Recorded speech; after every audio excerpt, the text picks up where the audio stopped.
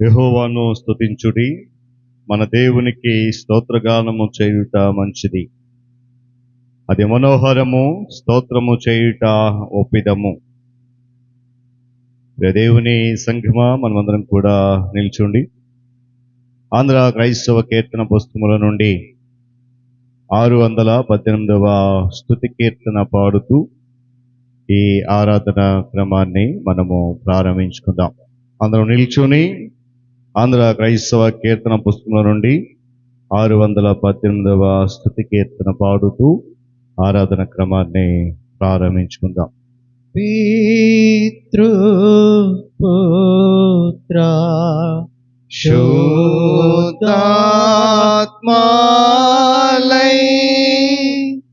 మేళాన్నిచ్చు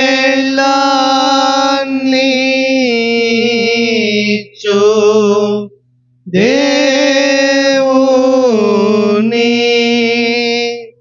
స్తుతించు సర్వ లోకమా, స్తుతించు దివ్య సైన్యమా. ఆమేన్. మహాపరిశుద్ధుడును మహోన్నతుడైన మా ప్రియ పరలోక తండ్రి, మీ ఘనమైన శ్రేష్టమైన పరిశుద్ధ నామం బట్టి వేలాది కృతజ్ఞతాస్తుతులు చెల్లిస్తూ ఉన్నాను. నీ ఉచితమైన అపారమైన కృపా ప్రేమతో 5వ మాసము ప్రారంభ దినము నుండి ఈ చివరి దినం వరకు నీ రెక్కల చాటును దాచినందుకై స్తోత్రాలు. ఈ చివరి దినములో పరిశుద్ధ ఆరాధనలో నన్ను మమ్ములను నీ పాద సముఖములో మీరు నిలబెట్టిన విధానాన్ని బట్టి కూడా కృతజ్ఞతలు చెల్లిస్తూ ఉన్నాను. ఈ నెలంతా నా తండ్రి నీ రెక్కల చాటును మమ్మల్ని దాచావు. మరి మా జీవితాలలో, మా కుటుంబాల్లో ఎదురైనటువంటి అనేక ఇబ్బందులు, అనేక శ్రమలు, సమస్యలు, బలహీనతలు, అనారోగ్య పరిస్థితులు ప్రతీది కూడా జయించగలిగే శక్తిని మాకు అనుగ్రహించేందుకు స్తోత్రాలు చెల్లిస్తున్నాను. తిరిగి దినాన్ని రీతిగా మీ నామమును మేము ఆరాధిస్తున్నామని అది కేవలం నీ కృపేనని మేము విశ్వసిస్తూ ఉన్నాం. ఇదిగో నా తండ్రి, ఇంతవరకు పాటల ద్వారా మీ నామమును ఘనపరచగలిగాం. తదుపరి ఆరాధన క్రమంలోకి వెళ్తూ ఉన్నాం. వాక్య పఠనంలో, విజ్ఞాపనలో, నా తండ్రి సాక్ష్యాలలో, స్తుతి ఆరాధనలో, వాక్య సందేశంలో మీరు మాతో నడిపించండి. ప్రాముఖ్యంగా చేరువచ్చిన నీ బిడ్డలందరినీ మీరు చూస్తున్నారు. ఇంకా ఎవరైతే రావాలో వారు కూడా సకాలంలో నీ సన్నిధికి రావడానికి కృప చూపించండి. సమస్త ఘనత, మహిమ, ప్రభావములు జరగబోతున్న ఆరాధన ద్వారా మీరు మాత్రమే పొందమని యేసు ప్రభు వారి శ్రేష్టమైన నామములో ఈ ప్రార్థన అడిగి సమర్పిస్తున్నాను మా తండ్రి, ఆమేన్. మంచిది ప్రియులారా, మనం అటు రీతిగా నిల్చోండి. 146వ సంకీర్తన మొదటి నుండి చివరి వరకు ఉత్తర ప్రస్తుత రీతిగా చదువుదాం. చివరి చరణం అందరం కలిసి చదువుదాం, గమనించాలి.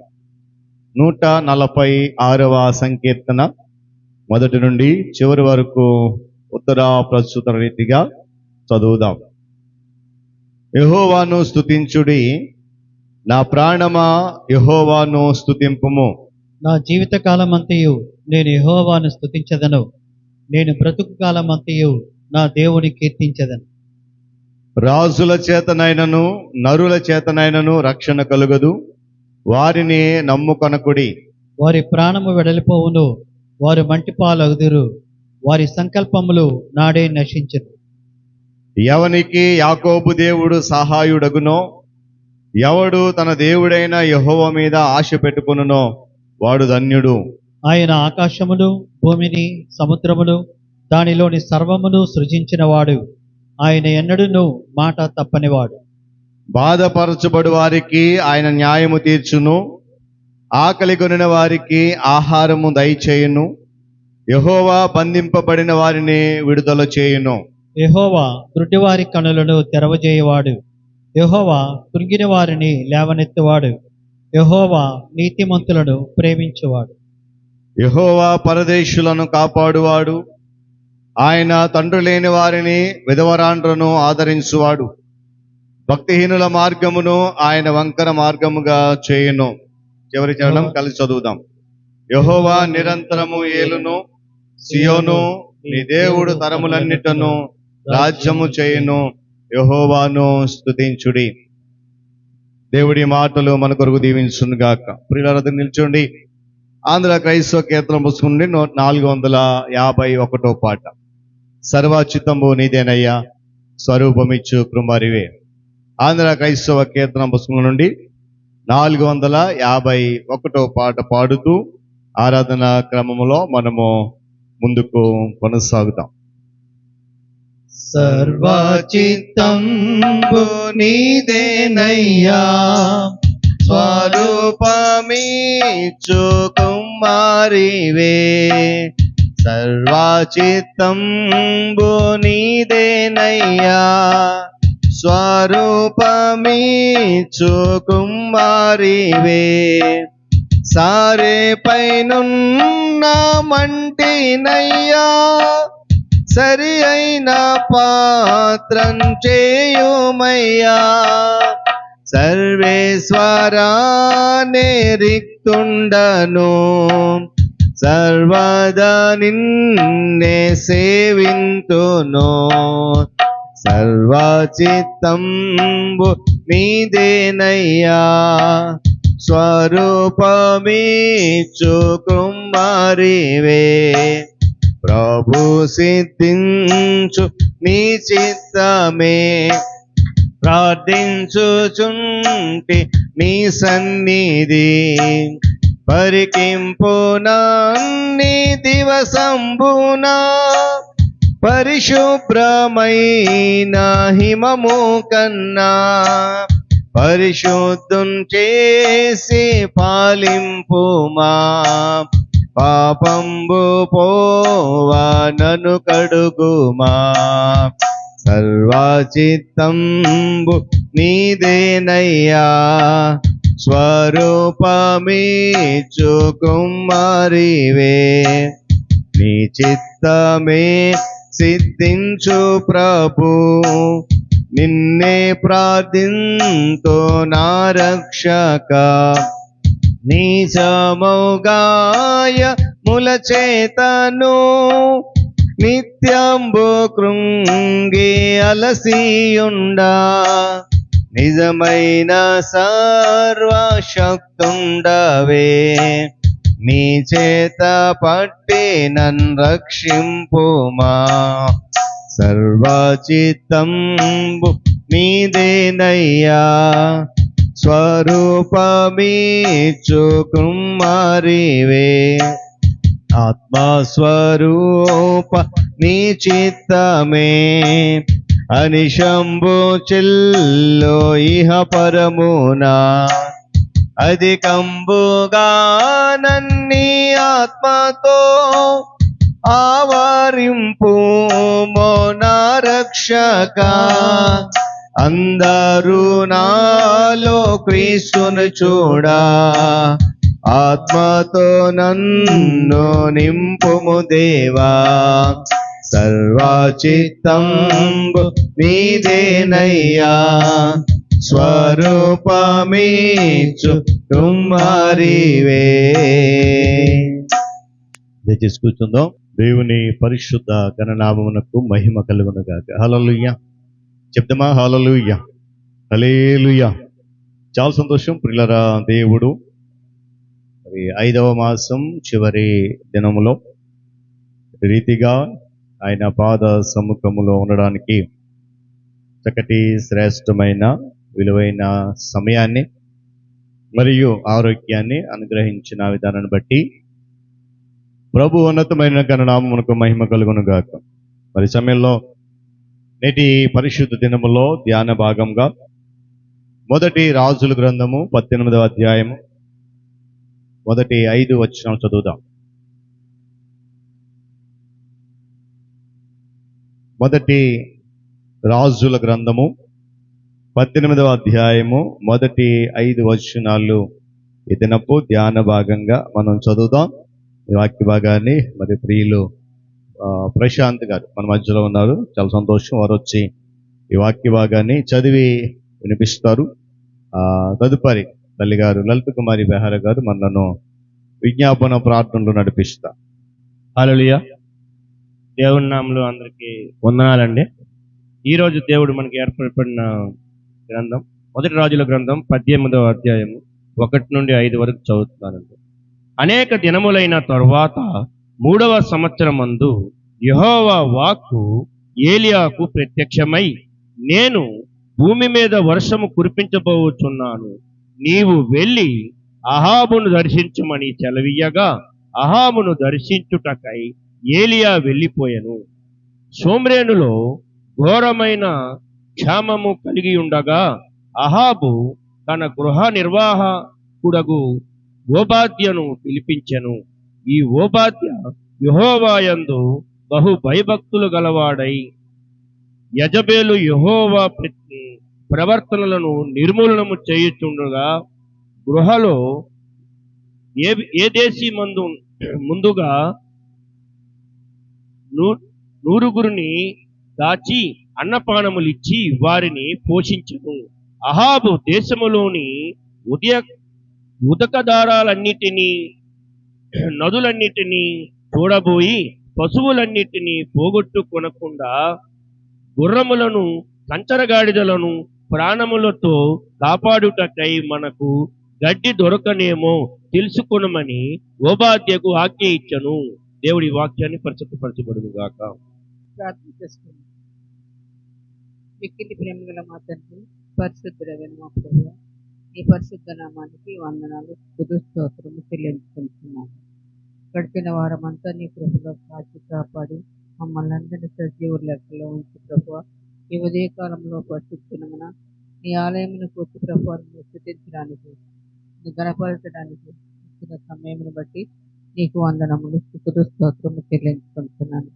ప్రభువా, ఇదిగో ఎంతమంది అయితే నిన్ను ప్రేమించి వారికి నేను చేసిన మేళను బట్టి నీకు కృతజ్ఞతలు చెల్లించుకోవడానికి ఆలయంలోకి వచ్చి కూర్చుండి ఉన్నారో ప్రతి ఒక్కరిని మీరు దీవించి ఆశీర్వదించి వారికి రావాల్సిన దీవెనలు మెండుగా అనుగ్రహించమని నీ సన్నిధిలో ప్రార్థన చేస్తున్నాను. ఇంకా రావాల్సిన ప్రతి ఒక్క బిడ్డను ప్రభువా త్వరలో తీసుకొని వచ్చి ప్రభువా నేను స్థితించే పలికి వారికి అనుగ్రహించమని ఈ సన్నిధిలో ప్రార్థన చేస్తున్నాను. దయగల తండ్రి, మా సంఘాన్ని మీరు దీవించి ఆశీర్వదించి కాపాడుతున్న విధానాన్ని బట్టి నీకు వందనాలు. ప్రతి కుటుంబంలో ఉన్న ప్రతి వ్యక్తిని ఈ గ్రూపులో కాపాడండి. ఎవరికైతే అనారోగ్య స్థితిలో ఉన్నారో ప్రతి ఒక్కరిని మీరు కాచి కాపాడి ప్రభువా మీ సన్నిధికి రావడానికి సహాయం చేయమని ఈ సన్నిధిలో ప్రార్థన చేస్తున్నాను. ఎక్కడైతే ప్రభువా రోగులు హాస్పిటల్లో ఉండి బాధపడుతున్నాడు ప్రతి రోగిని మీరు దీవించి ఆశీర్వదించి స్వస్థాన్ని గురించమని నీ సన్నిధిలో ప్రార్థన చేస్తున్నాను. ఈ ఉదయకాలంలో ఎక్కడైతే ప్రభు ఈ విధంగా కూడుకొని ఆరాధన చేస్తున్నారు ప్రతి ఆరాధనలో మీరు ఉండి వారికి సహాయం చేయమని ఈ సన్నిధిలో ప్రార్థన చేస్తున్నాం. చేయగలరండి మేమందరము ప్రభు ఐక్యత కలిగి ప్రేమ కలిగి ప్రభు ఒకరినొకరు ప్రేమించుకుంటూ ప్రభు నీ అందు భయభక్తి కలిగి ఉండడానికి సహాయం చేయండి.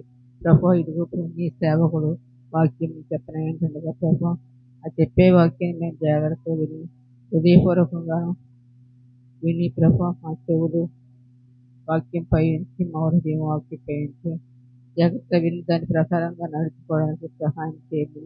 ఈ సన్నిధిలో ప్రార్థన చేస్తున్నాం. కడవరి దినాల్లో ఉన్నాం ప్రభు, చాలా భయంకరమైన దినంలో ఉంటుండగా ప్రభు మమ్మల్ని మేము పరీక్షించుకొని ప్రభు మీ అందు భయభక్తులు కలిగి నిత్యరాజ్యంలో ప్రవేశించడానికి సిద్ధపడే భాగ్యం అనుగ్రహించమని దినదీవెనలు మాతో ఉండి మమ్మల్ని కాపాడమని మా ప్రభును నీ ప్రియ కుమారుడైన యేసయ్య ద్వారా మిక్కిలి వినయపూర్వకంగా బ్రతిమలాడి వేడుకొడుతున్నాను తండ్రి. ఆమేన్. వాక్య భాగము చదివి వినిపించినటువంటి ప్రియులు సహోదరులు ప్రశాంత్ గారు, విజ్ఞాపన ప్రార్థనలో నడిపించిన తల్లిగారు లలిత కుమారి బెహార్ గారు, ఇరువురికి కూడా ప్రభునామములో వందనాలను తెలియజేస్తూ ఉన్నాను. ఈ సమయంలో మరి సాక్ష్యాల కొరకు సమయం ఇస్తూ దేవుడు ఈ నెలంతా 5వ మాసం ప్రారంభ దినము నుండి నేటి వరకు మిమ్మల్ని మీ కుటుంబాలను ఆయన కాపాడిన విధానము, ఆయన చేసిన మేలులు ఏవైనా సాక్ష్యం చెప్పాలని సిద్ధపాటు కలిగి వచ్చుంటే కనుక సమయం ఇస్తున్నాను. సమయాన్ని సద్వినియోగం చేస్తూ మీ సాక్ష్యాన్ని సంఘం ఎదుట పంచుకోవాలని మనవి చేస్తూ ఉన్నాను. అందుకనే రాసుకున్నాను. యాక్చువల్గా నేను మందిరంకి వచ్చి లాస్ట్ డిసెంబర్ వచ్చాను. అతిథి రావడం కాబట్టి ఎన్నో ఉంటాయి, అన్నీ కాదు. అయితే చిన్న సాక్ష్యం ఉంది, కొన్ని థ్యాంక్సెస్ కూడా ఉన్నాయి. అందుకనే కొంచెం వచ్చాను. ఒక 5 minutes ఎక్స్ట్రా అయినా మెసేజ్ ఏమనుకోవద్దు. ఫస్ట్ ఆఫ్ ఆల్, నేను డిసెంబర్లో ఎందుకు వచ్చాను అనేది చెప్పాను అనుకుంటాను. ఈ వాటర్ అయిపోవడం వల్ల చిన్న పంచ్ చేసి వాటర్ తీశారు. అయితే డాక్టర్ పర్సనల్ కొంచెం ఏదో ప్రాబ్లం మైండ్లో పెట్టుకున్నాడు. అదే ఏసీ వర్క్ ఏదో వాళ్ళు వాటర్ వల్ల నాకు టెంపరీ కేటగిరీ ఇచ్చాడు అనమాట. టెంపరీ కేటగిరీ ఇస్తే ప్రమోషన్కి వాటికి కొంచెం ఇది వస్తుంది. పర్లేదు ప్రశాంత్, కట్ చేస్తున్నాడు అంటే నవ్వుతాడు, అంటే బాగానే ఉంటాయి, కానీ లోపల లోపల ఏదో ఉంచుకున్నాడు. అయితే 3 months టెంపరీ కేటగిరీ ఇచ్చాడు. మరి డాక్టర్ అతను పీజీ చేస్తానని చెప్పేసి జాబ్ వదిలేసి వెళ్ళిపోతున్నాడు అనమాట. వెళ్ళిపోతుంటే పర్సనల్గా వెళ్ళి కలిసాను. సార్ మీరు వెళ్ళిపోతారు, మళ్ళీ నాకు ఎవరు చేస్తారు, ఆ టెంపరీ పర్మనెంట్ అయిందంటే మళ్ళీ కట్ చేయడం కష్టము, మరి ప్రమోషన్ టైం కదా అని చెప్పి చెప్తే, లేదు ప్రశాంత్ చేస్తాను అంటున్నాడు. అతను ఇంటికి వెళ్ళిపోతా అని చెప్పి 7 lakhs కట్టాలి అతనికి గవర్నమెంట్కి. దీని మీద కొంచెం వెయిట్ చేస్తున్నాను, ఎప్పుడు వెళ్ళిపోతారో తెలియదు అనమాట. నేను పర్సనల్గా వెళ్ళాను అనమాట. మీ వర్క్ ఏది ఉంటే చేయిస్తాను, మరి నా అవసరం అదంటే, లేదు ప్రశాంత్ కట్ చేస్తాను అన్నాడు. అయితే టైం అయింది. ఆఫ్టర్ 2 months అబౌవ్ అవ్వాలన్నమాట కేటగిరీ కట్ చేయాలంటే. అతను ఫోన్ చేశాడనమాట, వాళ్ళ హాస్పిటల్కి ఫోన్ చేసి ప్రశాంత్ వచ్చాడా అంటే, సార్ ప్రశాంత్ను కార్పెంటర్ బాబులాల్ గారు వచ్చారండి, ఏం చేస్తాం వాళ్ళదంటే, వాళ్ళ బ్లడ్ టెస్ట్లు అంటే ఫార్మాలిటీస్ ఉంటాయి, టెస్ట్లే ఉంటాయి, అవన్నీ టెస్టులు చేసి ఇచ్చానమాట. ఏమో మైండ్లో ఇంకేమో ఉంచుకుంటాడేమో అని చెప్తే, దేవుడి దయ వల్ల అతను బ్యాక్ డేట్లో February 28కి నాది కేటగిరీ క్లోజ్ చేసి ఇచ్చేసాడు, షేప్ 1. అంటే ప్రమోషన్ టైంలో కేటగిరీ ఉంటే కొంచెం మళ్ళీ ఒకసారి ఎక్కిందంటే కష్టం కట్ చేయడం అంటే, అది కట్ అయింది దేవుడి వల్ల. ఫస్ట్ ఆఫ్ ఆల్ అది ఒకటి అయింది, నా చెవులు రికవరీ అయ్యింది. రెండవది, నాకు ఈ మధ్య నాకు కొంచెం ఎక్కువ, నాకు చూస్తే అర్థమైపోయి ఉంటుంది, అంటే బాగులేపడం కాదు, అది లెంటన్ 40 days అది చేశాను. అది చేశానంటే మరి మీరు ఎలా చేశారో నాకు తెలియదు, నేనైతే హాఫ్ డే చేశాను. నా కెపాసిటీ అది. అంటే ఉదయం నుండి సాయంత్రం వరకు ఏం తినేవాడిని కాదు, సాయంత్రం తినేసేవాడిని. మరి మేము వర్క్ చేసేవాళ్ళం కాబట్టి 40 days కంటిన్యూగా. అయితే చిన్న కన్ఫ్యూజ్ ఏమైందంటే, మీరు బుధవారం నుండి స్టార్ట్ చేశారు, నేనేం చేశానంటే సండేస్ కూడా లెక్కేసుకున్నాను అనమాట. 41 daysకి అలాగే అలా లెక్కేసుకుని చేశాను. నాకు ముందు ఐడియా లేకపోయింది. తర్వాత పాస్టర్ గారు వాట్సాప్లో మీరు పంపించారు, థ్యాంక్స్ అండి, పీడిఎఫ్ తీసుకుని డౌన్లోడ్ చేసుకున్నాను అనమాట. ఈ రోజు ప్రోగ్రామ్ అండి, మ్యాక్సిమం లైవ్లో వస్తున్నాను నేను, నాకు అవకాశం ఉన్నంత వరకు. ఆఫీస్కు క్లోజ్ చేస్తే నేను వచ్చేస్తున్నాను. అది దానివల్ల కొంత థ్యాంక్స్ అండి పాస్టర్ గారికి. సెకండ్ వన్, ఒకరోజు పాస్టర్ గారు March 19th అనుకుంటా, 26th డే అండి. ఆ రోజు మీరు కొంచెం ఎక్కువ రిఫరెన్స్ చెప్పారు, ఆ రోజు బాగా ఎక్కువ రిఫరెన్స్ చెప్పారు. ఆ రోజు కొన్ని పాయింట్స్ నేను గుర్తుంచుకుంటే ఎప్పుడు ప్రేయర్ చేస్తాను. నేను ఒకటే నా మైండ్లో ప్రేయర్, మందిరం నిండిపోతుంది, ఇంకా స్థలం ఈ నాయన అని చెప్పేసి ఎప్పుడు చేస్తాను. అదేంటో సడన్గా నాకు మందిరం ప్లేస్ గురించి కాదురా, వెహికల్ గురించి చేయరా అని చెప్పేసి మనసులో అనిపించింది. అయ్యో అనుకోవద్దు, ఎవరు తప్పుగా అనుకోవద్దు, పరిచర్య వెహికల్ కోసం చేయరా అని. నేను ఇప్పుడు వరకు చేస్తున్నాను, రోజు మా మందిరంకి పరిచర్య వెహికల్ ఒకటి ఉండాలని చేస్తున్నానండి. అది ఎందుకు అనిపించిందో మరి చెప్పాలనిపించింది, నేను చెప్పాలనుకున్నాను, కానీ ఆంధ్ర బాప్టిస్ట్ చర్చ్ తరఫున పరిచర్య వెహికల్ ఒకటి ఉంటే బాగుంటుందని నాకు మనసులో అనిపించింది, అది చెప్పాలని అనుకున్నాను. రెండోది, ఒకరోజు రాజారావు గారు చెప్పారండి, ఆ తర్వాత రోజు డాక్టర్ సౌజన్య గారు చెప్పారు. వీళ్ళిద్దరు కలిపి రిఫరెన్స్లు కొన్ని నేను రాసుకుని నాకు ఒకరు చెప్పమన్నారన్నమాట. ఈరోజు ఎవరు లేరు ప్రశాంత్, నువ్వేమైనా మాట్లాడతావా, నీ సాక్ష్యం అంటే, సరే డేరింగ్ చేశాను, ఆన్లైన్లో కదా ఎవరు కొట్టడు కదా అని చెప్పి డేరింగ్ చేశాను. చేస్తే సరే అని చెప్తాను అన్నాను. ఆ రోజు రాజారావు గారు చెప్పినవి, డాక్టర్ గారు చెప్పినవి కొన్ని రిఫరెన్స్లు నేను రాసుకున్నాను. మరి కాపీ కొట్టడం మరి ఏంది, మనకు అలవాట్లేదు కదా. చెప్పి ఒక 40 minutes మాట్లాడానండి. మాట్లాడితే వాళ్ళు అనుకున్నారు ఎక్కడికి వెళ్ళి ట్రైనింగ్ చేసి వచ్చావు అనుకున్నారు. ట్రైనింగ్ అయితే అనమాట. నేను అనుకున్నాను, థ్యాంక్స్ అండి రాజారావు గారు, మీకు థ్యాంక్స్. అవి కొన్ని రిఫరెన్స్లు రాసుకుని నేను చూసాను అంటే దాన్ని బట్టి రాస్తే, ఆ రోజు కూడా లైవ్లో చెప్తే వాళ్ళు శ్రద్ధ అయిపోయారు అనమాట. ప్రశాంత్ గారు మీకు ఉందా అని. అంటే దేవుడి దయ వల్ల అయిందండి. ఇలాంటి ఎన్నో విషయాలు అనమాట దేవుడు చేస్తున్నాడు. నేను చిన్న మిస్టేక్ చేశానండి, మీకు తెలిసే ఉంటుంది. 2 years బ్యాక్ ఒక బ్యాడ్ హ్యాబిట్ మానేసి అని చెప్పాను. అది దేవుని కృప వల్ల ఇంతవరకు అవ్వలేదు. 2 years అయిపోయింది, June 18కి. అయితే చిన్నది ఏంటంటే మా టిఫిన్స్లో మీకు తెలిసే ఉంటుంది, చిన్న పార్టీలు ఏమైనా అయితే తీసుకోవాలి. అలవాటు అంటే ఏం లేదు కానీ మా ఇంట్లో లేదు. ఒకరోజు తీసుకుంటే కొంతమంది ఫ్రెండ్స్ నవ్వడము అలా చేశారు. చేస్తే అది మాకు మనసులో కొంచెం ఉండిపోయిందండి. ఆ రోజు ఫ్రెండ్స్ నవ్వుగానే మనసులో అనిపించింది, బయటకైతే అనలేదు కానీ ఏంటి ఇది, మనం నిజమే కదా రక్షణ పొంది ఏంటిది అనుకుని February 23rd అనుకున్నాను అనమాట. మరి ఇంకా చేయను. అదే రోజు ఫస్ట్ కూడా నాది స్టార్ట్ అనమాట. అంతవరకు ఇంతవరకు దేవుడి కృప వల్ల అది మరి అది దూరం అయిపోయింది కాబట్టి ఇంకా అది కూడా ఒక ప్రత్యేక సాక్ష్యం అనమాట, స్పెషల్. అది హ్యాబిట్ అంటూ లేదు కానీ అది మరి అది కూడా అనమాట తప్పు అని ఒక ఇంత అనిపించింది. రక్షణ పొందిన తర్వాత నేను దానికి కూడా దూరం అయిపోయాను. మరి మా సార్లు కూడా అంటారు, ఏం ప్రశాంత్ అంటే సారీ అన్న అనగానే వాళ్ళు ఏమంటారు తెలుసండి, మీరు చెప్తే నమ్ముతారు. ఈ ఇది నేను క్రిస్టియన్ నమ్ముకున్నాను సార్ అంటే, మనం వేస్తారుగా మణిపూర్ వాళ్ళు అన్నారు, మణిపూర్ వాళ్ళు కొంచెం వేస్తుంటారు. అయితే నేను అంటారు, మనస్ఫూర్తిగా నమ్ముకున్న వారు ఎవరైనా మరి అది ఒకసారి ఒత్తుకొని అనుకున్న తర్వాత మరి ఏమనంటే, అతను కొలిక్స్ ఉంటారు కదా, మీరు వినలేదు సార్ వీడి షట్టర్ దగ్గరికి వెళ్తే ఇంత పెద్దగా అడుస్తాడు, ప్రేయర్ చేస్తాడండి, మరి వద్దులేండి సార్ ప్రెషర్ చేయొచ్చు అన్నాడు. అప్పుడు గొప్ప సరదా అనిపించింది. అంటే నా ప్రార్థన వింటున్నారు, చాలా మంది కూడా వింటారు, ఆ సైడ్ లో వెళ్ళే వాళ్ళు కూడా వింటారు. నేను నాకు సపరేట్ రూమ్ అనమాట. ఆ సపరేట్ రూమ్ లో నేను నా వాయిస్ మీకు తెలిసిందే కదా, నాకు మైక్ అవసరం లేదు. అది నేను చదువుతున్న బైబిల్ చదివినా కూడా కొంచెం గట్టిగా చదువుతాను, అది చేస్తాను. ఆ తర్వాత నేనేం చేశానంటే, ఈ మధ్యన చిన్న క్యాంప్ ఉంటే ఒక దైవజనుల తాలూకు పుస్తకాలు హిందీలో దొరికాయి. అంటే నేను ప్రత్యేకంగా ఎవరికి చేయలేకపోయాను. కానీ ఆ పుస్తకాలు చదివి ఎవరైనా దేవుడి దేవాలని మారుంటారో లేదో ఒక 10-15 పుస్తకాలు ఢిల్లీ, హర్యానా ఈ సైడ్ ఎక్కడికి వెళ్తే బస్సుల్లో ఎవరికి ఇచ్చేవాళ్ళు, ఇంట్రెస్ట్ ఉంటుందని స్టార్టింగ్ చదివి ఇంగ్లీష్లోని హిందీలోని సేకరించి ఇచ్చాను. అలాగా ఏవైనా మన తరఫున కానీ ఏమైనా కరపత్రాలు ఉంటే అవి తీసుకెళ్ళే అవకాశం ఉంది కాబట్టి ఏమైనా ఉంటే నాకు ఇవ్వండి. బస్సులో వాటిలో ఇస్తాను, కొంచెం డేరింగ్ చేస్తాను ఇప్పుడిప్పుడే. భక్తులు పుస్తకాలు వెంట తీసుకెళ్తుంటాను, మీటింగ్స్కి వెళ్ళి తీసుకెళ్తాను. హిందీ ఇంగ్లీష్ మరి తెలుగు అంటే అక్కడ అవ్వదు కాబట్టి హిందీ ఇంగ్లీష్ తీసుకెళ్తాను, తీసుకెళ్ళి పంచుతుంటాను. నేను చదువుతుంటాను, కావాలి నేను చదువుతుంటాను. నేను చదువుతుంటే ఆ బస్సులు పక్కన నా అవకాశం ఉన్నంత నేను ఇస్తున్నాను. అది దేవుని దయ వల్ల నా వల్ల ఎవరైనా ఒక రక్షణ పొందితే, ప్రత్యేకంగా అయితే తప్పని పరాలను పొందలేదు కానీ ఎవరైనా పొందితే దేవుడి దయ వల్ల అది ఒక మంచిదే. నాకు అందుకే అంటున్నాను, చర్చ్ తరఫున అయితే ఏదైనా ఒక ఇది చిన్న జోక్ చెప్పాను పాస్టర్ గారికి. నేను మొన్న 1 or 2 మందిరాస్కి వెళ్ళానండి. వెళ్తే నాకు ఎప్పుడు కొంచెం దగ్గరికి కూర్చోవాలని కోరిక అనమాట. వాళ్ళు 60-80 మెంబర్స్ ఉంటారు అనుకుంటండి. చిన్న మందిరం అంటారు వాళ్ళు, 60-80 మెంబర్స్ చిన్న మందిరం అంటారు. మొదట 10 రోజుల్లో నేను కూర్చుంటామంటే దొరకలేదండి సీట్లు. ఆ ముందుకెళ్ళి కూర్చుందామంటే దొరకలేదు. ఒక అతను 40 సంవత్సరాలు 50 సంవత్సరాలు ఉంటుంది చేయలేదంటే, బాబు ఈ మా యూత్ కోసం అంటున్నాడు అతను. 50 సంవత్సరాలు మా యూత్ కోసం అంటున్నాడు, ఇంక 30 సంవత్సరాలు ఇంకేమనాలి అని చెప్తున్నాను. మందిరంలో ముందుకెళ్ళి సీట్ దొరకాలంటే కష్టమండి. కొన్ని వేల మందిరాలకి వెళ్ళాను కానీ నేను ముందుకెళ్ళి కూర్చుందామంటే అస్సలు దొరకదు. మన చర్చిలో మాత్రం దొరుకుతుంది. నాకు అదే హ్యాపీ. నేను ఎంత లేట్గా వచ్చినా మన చర్చిలో దొరుకుతుంది నాకు.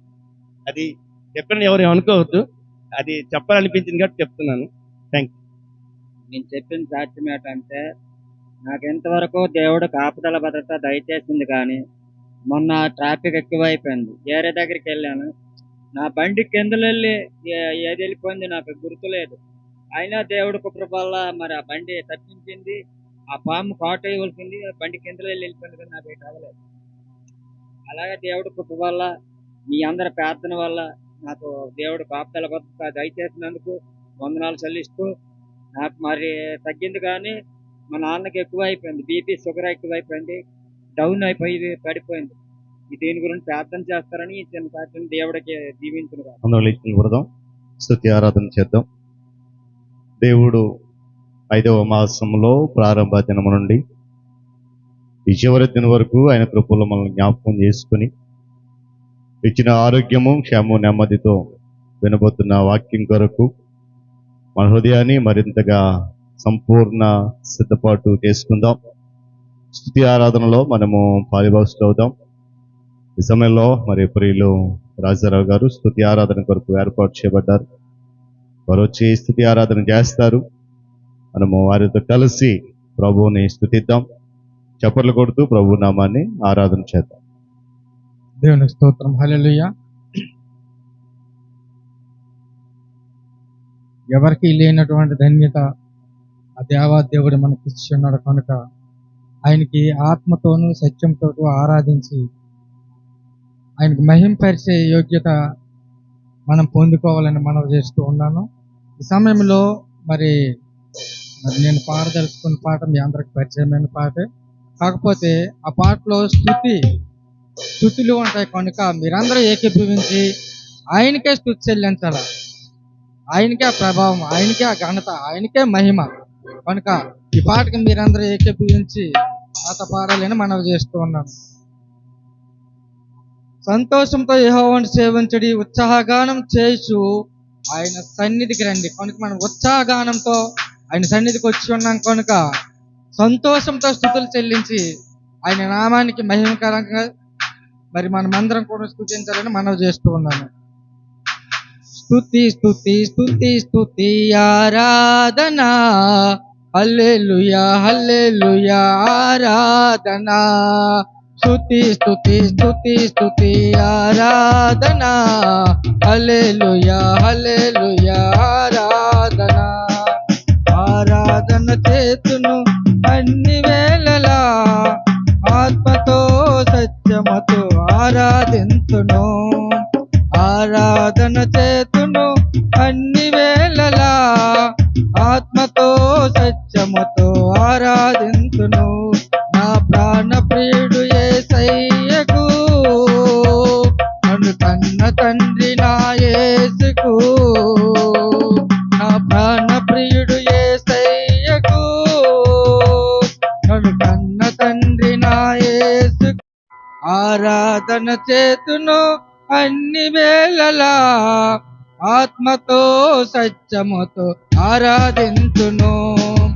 ఆరాధన చేతును అన్ని వేళలా, ఆత్మతో సత్యముతో ఆరాధింతును. నా ప్రాణ ప్రియుడు యేసయ్యకు, నన్ను కన్న తండ్రి నా యేసుకు. నా ప్రాణ ప్రియుడు యేసయ్యకు, నన్ను కన్న తండ్రి నా యేసుకు. స్తుతి స్తుతి స్తుతి స్తుతి ఆరాధనా, హల్లెలూయా హల్లెలూయా ఆరాధనా. స్తుతి స్తుతి స్తుతి స్తుతి ఆరాధనా, హల్లెలూయా హల్లెలూయా ఆరాధనా. స్తుతి స్తుతి స్తుతి స్తుతి ఆరాధనా, హల్లెలూయా హల్లెలూయా ఆరాధనా. స్తుతి స్తుతి స్తుతి స్తుతి ఆరాధనా, హల్లెలూయా హల్లెలూయా ఆరాధనా. దేవునికి స్తోత్రం. హల్లెలూయా. ఈ యొక్క స్తుతి ఆరాధన నిమిత్తమై మరి సహోదరి రాజేశ్వరి వచ్చి ప్రార్థన చేయాలని మనం చేస్తూ ఉన్నాము. ప్రార్థన చేసుకుందాం. మహాపరిశుద్ధుడైన మా తండ్రి యేసయ్య, మీ పాదాలకు వందనాలు, స్తుతులు, స్తోత్రములు నాయన. ఈ యొక్క స్తుతి ఆరాధన అంతట్లో ప్రభువా, ప్రతి ఒక్క బిడ్డను నాయన నీ స్వాస్థ్యంలో ఉంచి చిన్న మందిగా నడిపించినందుకు నాయన నీకు కృతజ్ఞత స్తుతులు స్తోత్రం చెల్లించుకుంటున్నాం తండ్రి. నిరంతరం మమ్మల్ని కాపాడిన తండ్రి, నిరంతరం మమ్మల్ని నీ రెక్కల చాటున భద్రపరిచినందుకు ప్రభువా నీకు కోట్లాది కృతజ్ఞత స్తుతులు స్తోత్రం చెల్లించుకుంటున్నాం తండ్రి. పరిశుద్ధాత్మ నీకే స్తుతి మహిమ ఘనత కలుగును గాక తండ్రి. కూడిచ్చిన ప్రతి ఒక్క బిడ్డను పేరు పేరు చొప్పున దీవించి ఆశీర్వదించు నాయన. నీ యొక్క కృపతో మమ్మల్ని బలపరిచినందుకు వందనములు తండ్రి. మరొక దినం మా కలుగజేస్తున్నందుకు స్తోత్రములు నాయన. మమ్మలను ప్రభా ప్రేమించి ఆదరించి నడిపించున్నందుకు స్తోత్రములు తండ్రి. పరిశుద్ధుడా నీకే స్తుతి స్తుతి స్తుతి స్తోత్రాలు చెల్లించుకుంటున్నాం నాయన. నీ ప్రియ దాసుని ప్రభా నీ సిలువ చాటులో మరుగపరచు నాయన. ప్రతి ఒక్క బిడ్డను పేరు పేరు చొప్పున దీవించి ఆశీర్వదించండి. మా సంఘంలో బలపరచు నాయన. మా సంఘ నాయకులు నీ నిమిత్తం చేసిన ప్రతి యోచన నన్ను సఫలపతి సహాయం దయచేయనైనా. ఏ బిడ్డ ఏ ఆశకు ఏ ఆలోచనకు నీ సన్నిధానంలో ప్రార్థిస్తుందో వాటన్నిటి నుంచి నీ సహాయం కలుగజేయమని ఈ నా దీన ప్రార్థన సన్నిధిలో తీర్చిదిద్దమని మా ప్రభుని యేసుక్రీస్తు దివ్య నామమున అతనికి బ్రతమాలి అడుగుచున్నాను మా పరమ తండ్రి.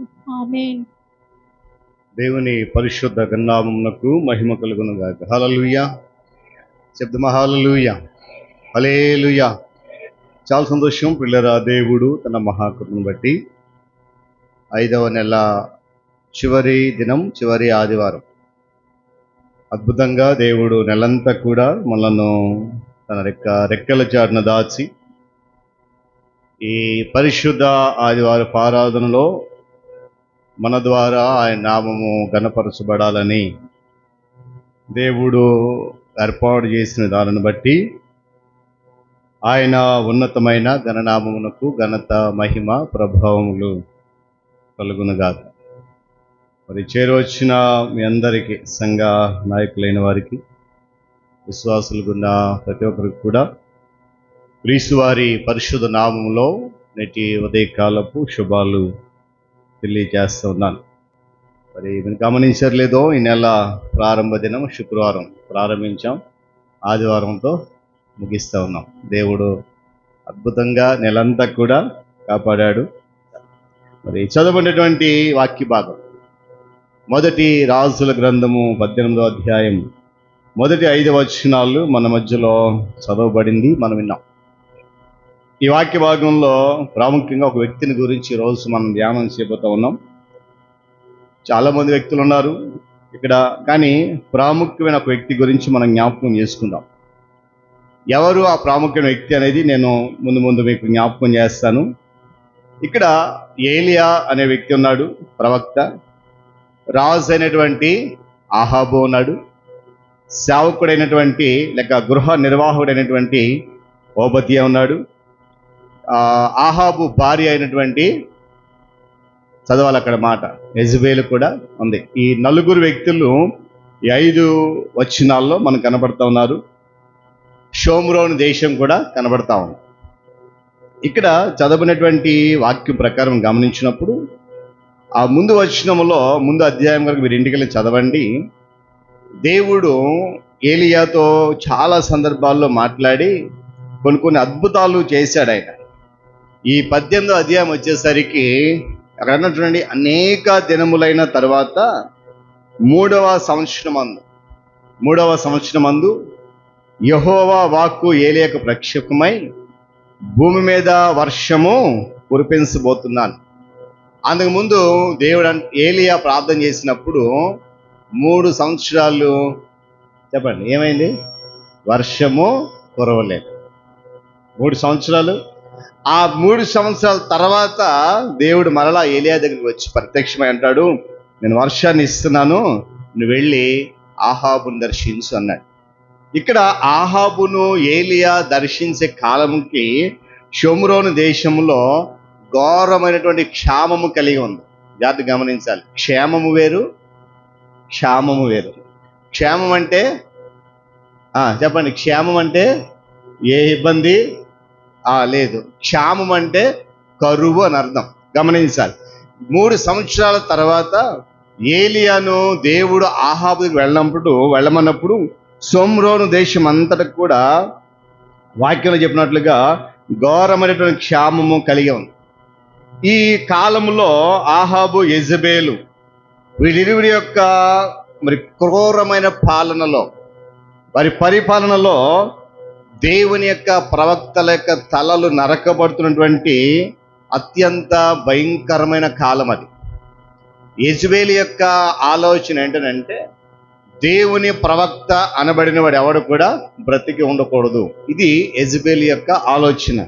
తన భర్తని ఆహాబుతో కలిసి దేవుని యొక్క ప్రవక్త తల నరకబడి అత్యంత భయంకర కాలంలో లోకమంతా కూడా యెజబేలు నిలబెట్టినటువంటి బయలు దేవతనకు నమస్కరించి దేవుని దూషిస్తున్నటువంటి ఆ చీకటి కాలంలో అదే రాజభవనంలో ఉండి తన ప్రాణాలకు తెగించి అపాయములో ఉండి కూడా అచంచలమైన భక్తితో దేవునికి నమ్మకం నిలిచినటువంటి ఒక ధైర్యశాలి ఉన్నాడు. ఆయన పేరే ఓబద్యా. దేవుని స్తోత్రం కలుగునుగాక. ఓబద్యా, ఇక్కడ ఓబద్యా గురించి రాయబడిన మాట ఏంటంటే 3వ వచనం చదవండి ఒకసారి త్వరగా. తన గృహ నిర్వాహకుడకు ఓబద్యాను పిలిచెను. ఈ ఓబద్యా యెహోవా యందు భయభక్తులు గలవాడై, చాలండి. ఆ కాలము చాలా భయంకరమైన పరిస్థితి. ఏంటి ఆ భయంకరమైన అంటే, దేవుని ప్రవక్తలను చంపేస్తున్నటువంటి కాలం. అందుకొరకే ఆ షోమ్రోను దేశం అంతా కూడా గొప్ప క్షామం కలిగింది. నీరు దొరకలేదు, తిండి దొరకలేదు. అందుకే ఆహాబ్ అంటున్నాడు ఓబద్యను పిలిచయ్యా, పశువులు తినడానికి గుర్రాలు కంచెగా తినడానికి గడ్డి ఏమైనా దొరుకుతుందేమో చూడు అంటున్నాడు 5వ వచనంలో. అని ఎందుకు ఈ మాట జ్ఞాపకం చేశానంటే, ఈ ఓబద్య రాజు గృహ నిర్వాహకుడిగా ఉండి రాజు యొక్క రాజభవనం ఉంటూ కూడా దేవుని పట్ల కలిగిన భయభక్తులను బట్టి ఆయన ఏమన్నారంటే రాజభవనంలో ఉన్నటువంటి రహస్య వీరుడు అని చెప్పిన ఒక మంచి ఆ బిరుదును అతను పొందుకున్నాడు. అసలు ఎవరు ఓబద్య అంటే వాక్యం జ్ఞాపకం చేస్తుంది, ఇశ్రాయేలు రాజు అయినటువంటి ఆహాబు యొక్క గృహ నిర్వాహకుడు. అంటే రాజు యొక్క రాజభవనంలో అన్ని వ్యవహారాలు కూడా అతనే చూసుకుంటాడు. ఒక అత్యంత ముఖ్యమైన అధికారిగా ఓబద్య ఉన్నాడు. అయితే రాజుకు నమ్మకమైన వాడిగా ఉన్నాడు. కానీ ఈ నమ్మకత్వం కేవలము రాజు పట్ల మాత్రమే కాకుండా అంతకు మించి దేవుని పట్ల మిక్కిలి భయభక్తులు కలిగి ఉన్నారు.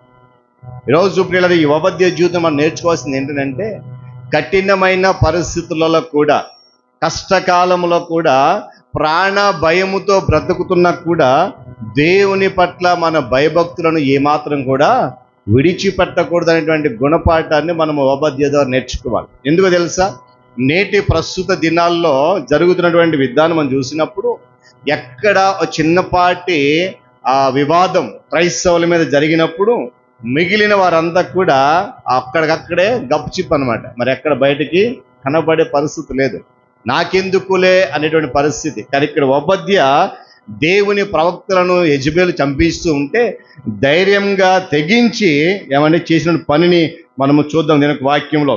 ఇక్కడ దేవుని మీద భయభక్తులు కలిగి ఉన్నాడు. ఆ పాపపు రోజుల్లో లేక ఆ చీకటి రోజుల్లో ఓబద్య దేవుని యందు భయభక్తులు నిలిపినటువంటి భక్తుడిగా మనకి ఇక్కడ కనబడుతున్నాడు. ఆ తర్వాత వచ్చి మనం చూసినప్పుడు ప్రాణాలకు తెగించాడు. గమనించాలి ఇక్కడ ఈ మాట, చాలా శ్రేష్టమైన మాట ఇది. రాజు దగ్గర ఉంటూ, రాజు గృహ నిర్వాహకుడు ఉంటూ, రాజభవనంలో నివసిస్తూ, రాజు ఇచ్చేటువంటి అన్ని సౌకర్యాలు పొందుతూ కూడా రాజు పట్ల ఏదైనా చిన్న తప్పిదం చేస్తే రాజు చంపేస్తాడని తెలిసి కూడా తన ప్రాణాలకు తెగించి చేసిన పని ఏంటనంటే 4వ వచనం చదవండి. యెజెబెలు యెహోవా ప్రవక్తను నిర్మూలము చేస్తూ ఉండగా గుహలో 50 మందిగా 100 మందిని దాచి అన్నపానములిచ్చి వారిని పోషించెను. దేవుని స్తోత్రం కలుగును గాక. చెప్పండి గట్టిగా హల్లెలూయా. ఉండేది రాజభవనంలో, చేసే పని రాజు యొక్క గృహ నిర్వాహకత్వం, తాను సంపాదించే సంపాదన రాజు దగ్గర నుండి. అయితే రాజు చేస్తున్న పనికి లేక రాణి చేస్తున్న పనికి వ్యతిరేకంగా ఓబద్య ఒక పని తలపెట్టున్నాడు. అది కూడా తన ప్రాణాలకు తెగించి ఏం చేశాడంట, ప్రవక్తలందరినీ చంపిస్తే వస్తుంది యెజెబెలు. అయితే ఆ నిర్మూలన చేసే క్రమములో ఒక గుహలో 2 గుహలలో 50 మంది చొప్పున 100 మందిని దాచిపెట్టాడంట. దేవుని స్తోత్రం కలుగును గాక. అని చూడండి, దేవుని యందు అతడు కలిగి ఉన్న భయభక్తులు ఏం చేసినంటే తన ప్రాణాన్ని సహితము తెగించగలిగేటువంటి ధైర్యాన్ని ఇచ్చింది. ఈరోజు ప్రియులారా, మనము ప్రస్తుత దినాల్లో చూసినప్పుడు ఒకవేళ ఇలాంటి పరిస్థితులు వస్తే చనిపోతే చనిపోనివ్వండి, కానీ నా ప్రాణం మాత్రం నాకు కావాలి. మీరు గమనించండి, అందులోనూ రాజు యొక్క చూడండి, మీరు యెజెబెలు ఆహాబు గురించి చరిత్ర చదివితే యెజెబెలు యొక్క క్రూరత్వం ఎంతటిదంటే మన ఊహకు అందరూ క్రూరత్వం యెజెబెలు. అందుకనే యెజెబెలుని బైబిల్లో ఒక చెడ్డ తల్లిగా వర్ణించారు. గమనించాలి, ఇక్కడ రాజులు రాణి అందరూ కూడా అన్య దేవతలను ఆరాధిస్తూ, బయలులకు నమస్కరిస్తూ, బలులు అర్పిస్తూ, విగ్రహారాధన ప్రోత్సహిస్తున్న దినాల్లో దేవుని ప్రవక్తలు లేక దేవుని ఆరాధించేవారు ఎవరు కూడా ఉండకూడదు అనేది యెజెబెలు యొక్క ఆలోచన. ఎందుకంటే ఇక్కడ ఉన్న అందరూ రాజులు కానీ రాణితో సహా ఉన్నటువంటి మనుషులందరూ కూడా ఏం చేయాలంట, విగ్రహారాధన చేయాలి, బయలు దేవతలను ఆరాధించాలి, వారికే బలులు అర్పించాలి. అంతేకాకుండా దేవుని ప్రవక్తలను కనికరము లేకుండా హతము చేయించేటువంటి క్రూరమైనటువంటి ఆలోచన కలిగినటువంటి స్త్రీగా యెజెబెలు ఇక్కడ వర్ణించబడింది. అయితే అలాంటి సమయంలో ఇలాంటి నరమేధం జరుగుతున్నప్పుడు కూడా ఓబద్య ఏమాత్రం కూడా అధైర్యపడలేదు. ప్రవక్తలందరిని చంపేసేసి ఉంటే తన గుండె చెరువైపోయింది. అయ్యో, నా దేవుని బిడ్డలు, నా దేవుని ప్రవక్తలు ఈ విధంగా చంపబడుతున్నారని చెప్పి చాలా కృంగిపోయి, సరే నా వంతు సహాయంగా కొంతమందినైనా నేను కాపాడాలి. నేను ప్రారంభం చెప్పినట్లుగా షోమ్రోను దేశం అంతటా కూడా ఏమొచ్చిందంట? చెప్పాలి ఏమొచ్చింది? కరువు వచ్చింది. తినడానికి తిండి లేదు, తాగడానికి నీళ్ళు. అలాంటి సందర్భంలో కూడా రాజు వనములో నుండి ఏమండి ఓబద్య అన్నపానములు ఇచ్చి 100 మంది ప్రవక్తలను రక్షించాడు. యెజెబెలు ప్రవక్తలను ప్రక్క చంపించేస్తూ ఉంటే ఆ వార్త తెలిసినప్పుడు ఈయన చేసినటువంటి సాహసోపేతమైనటువంటి నిర్ణయం ఏంటంటే తన ప్రాణాలను పణంగా పెట్టి 100 మంది ప్రవక్తలను ఒక గుహలో దాచాడు 50 మందిగా. అయితే ఇక్కడ మరొక పని ఏంటంటే 4వ వచనం మనం చదివాము. ఆ 100 మందికి కూడా ఏం చేశాడంట? అన్నపానములు ఇచ్చి పోషిస్తూ వచ్చాడు. దేశం ఏముంది? చెప్పాలి దేశంలో ఏముంది? కరువు ఉంది, లేక క్షామం ఉంది, తినడానికి తిండి. కానీ ఈ ఓబద్య చేసిన పని ఏంటంటే తాను ఏ 100 మంది ప్రవక్తలైతే దాచిపెట్టాడో వారు ఆహారం లేకుండా నీళ్లు లేకుండా చనిపోకూడదని చెప్పి దేశమంతా భయంకర కరువులో ఉన్నప్పటికీ కూడా తినడానికి తిండి, త్రాగడం, నీరు దొరకడమే కష్టమైన ఆ రోజుల్లో ఓబద్య తన రాజవనములు వనరులను ఉపయోగించి ఆ రహస్య గుహల్లో దాగి ఉన్నటువంటి ఆ ప్రవక్తలకు నిత్యము కూడా ఆహారాన్ని, నీటిని అందించి వారిని పోషించగలిగాడు. దేవుని స్తోత్రం కలుగును గాక. నేను అంటాను, బహుశా ఈ రోజుల్లో అయితే అలాంటి నమ్మకమైన వ్యక్తులు దొరకరు.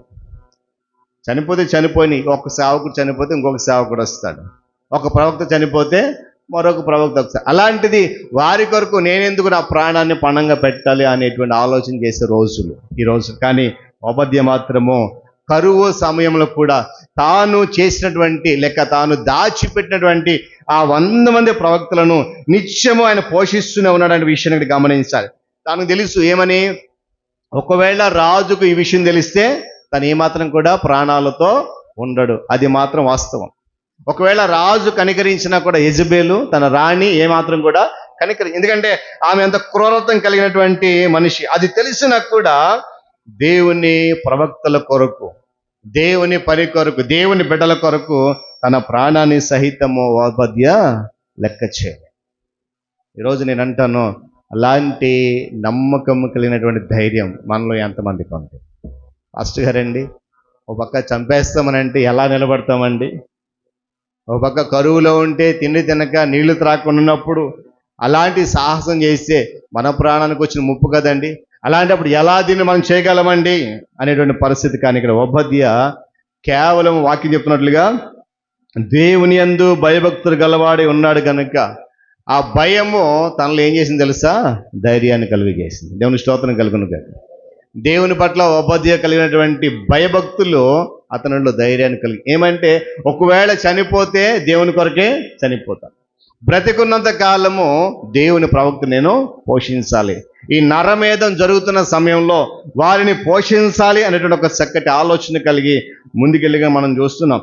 ఆ పై వాక్యాలు మనం చదివితే ముందుకు వెళితే ఇదే ఓబద్య ప్రవక్త దైవజనుడైనటువంటి ఏలియాతో భేటీ అయినట్లుగా మనం చూస్తూ ఉంటాం. 6వ వచనం 7వ వచనం మనం చూస్తే కరువు తీవ్రంగా ఉన్నటువంటి ఒక రోజు ఆహాబు రాజు ఓబద్యని పిలిచాడు. 5వ వచనం మనం చదివాం కదా, ఏమని?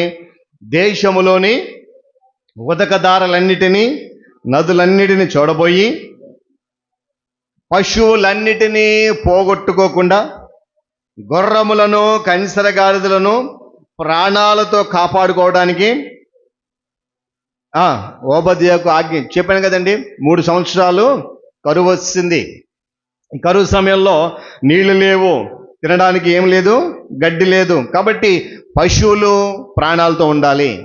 ఈ పశువులను, కంచరగాడిద, గుర్రాలు మనం ఏం చేయకూడదు, పోగొట్టుకోకూడదు. కాబట్టి నువ్వు వెళ్ళి ఎక్కడైతే నీరు దొరుకుతుందో, ఎక్కడైతే గడ్డి దొరుకుతుందో ఒకసారి నువ్వు దేశమంతా తిరిగి చూసిరామన్నప్పుడు ఆ వెళ్ళే క్రమంలో ఈ ఓబద్యకు ప్రవక్త అయినటువంటి ఏలియా ఎదురవుతాడు. గమనించాలి. ఇక చూడండి 7వ వచనం చదవండి ఒకసారి.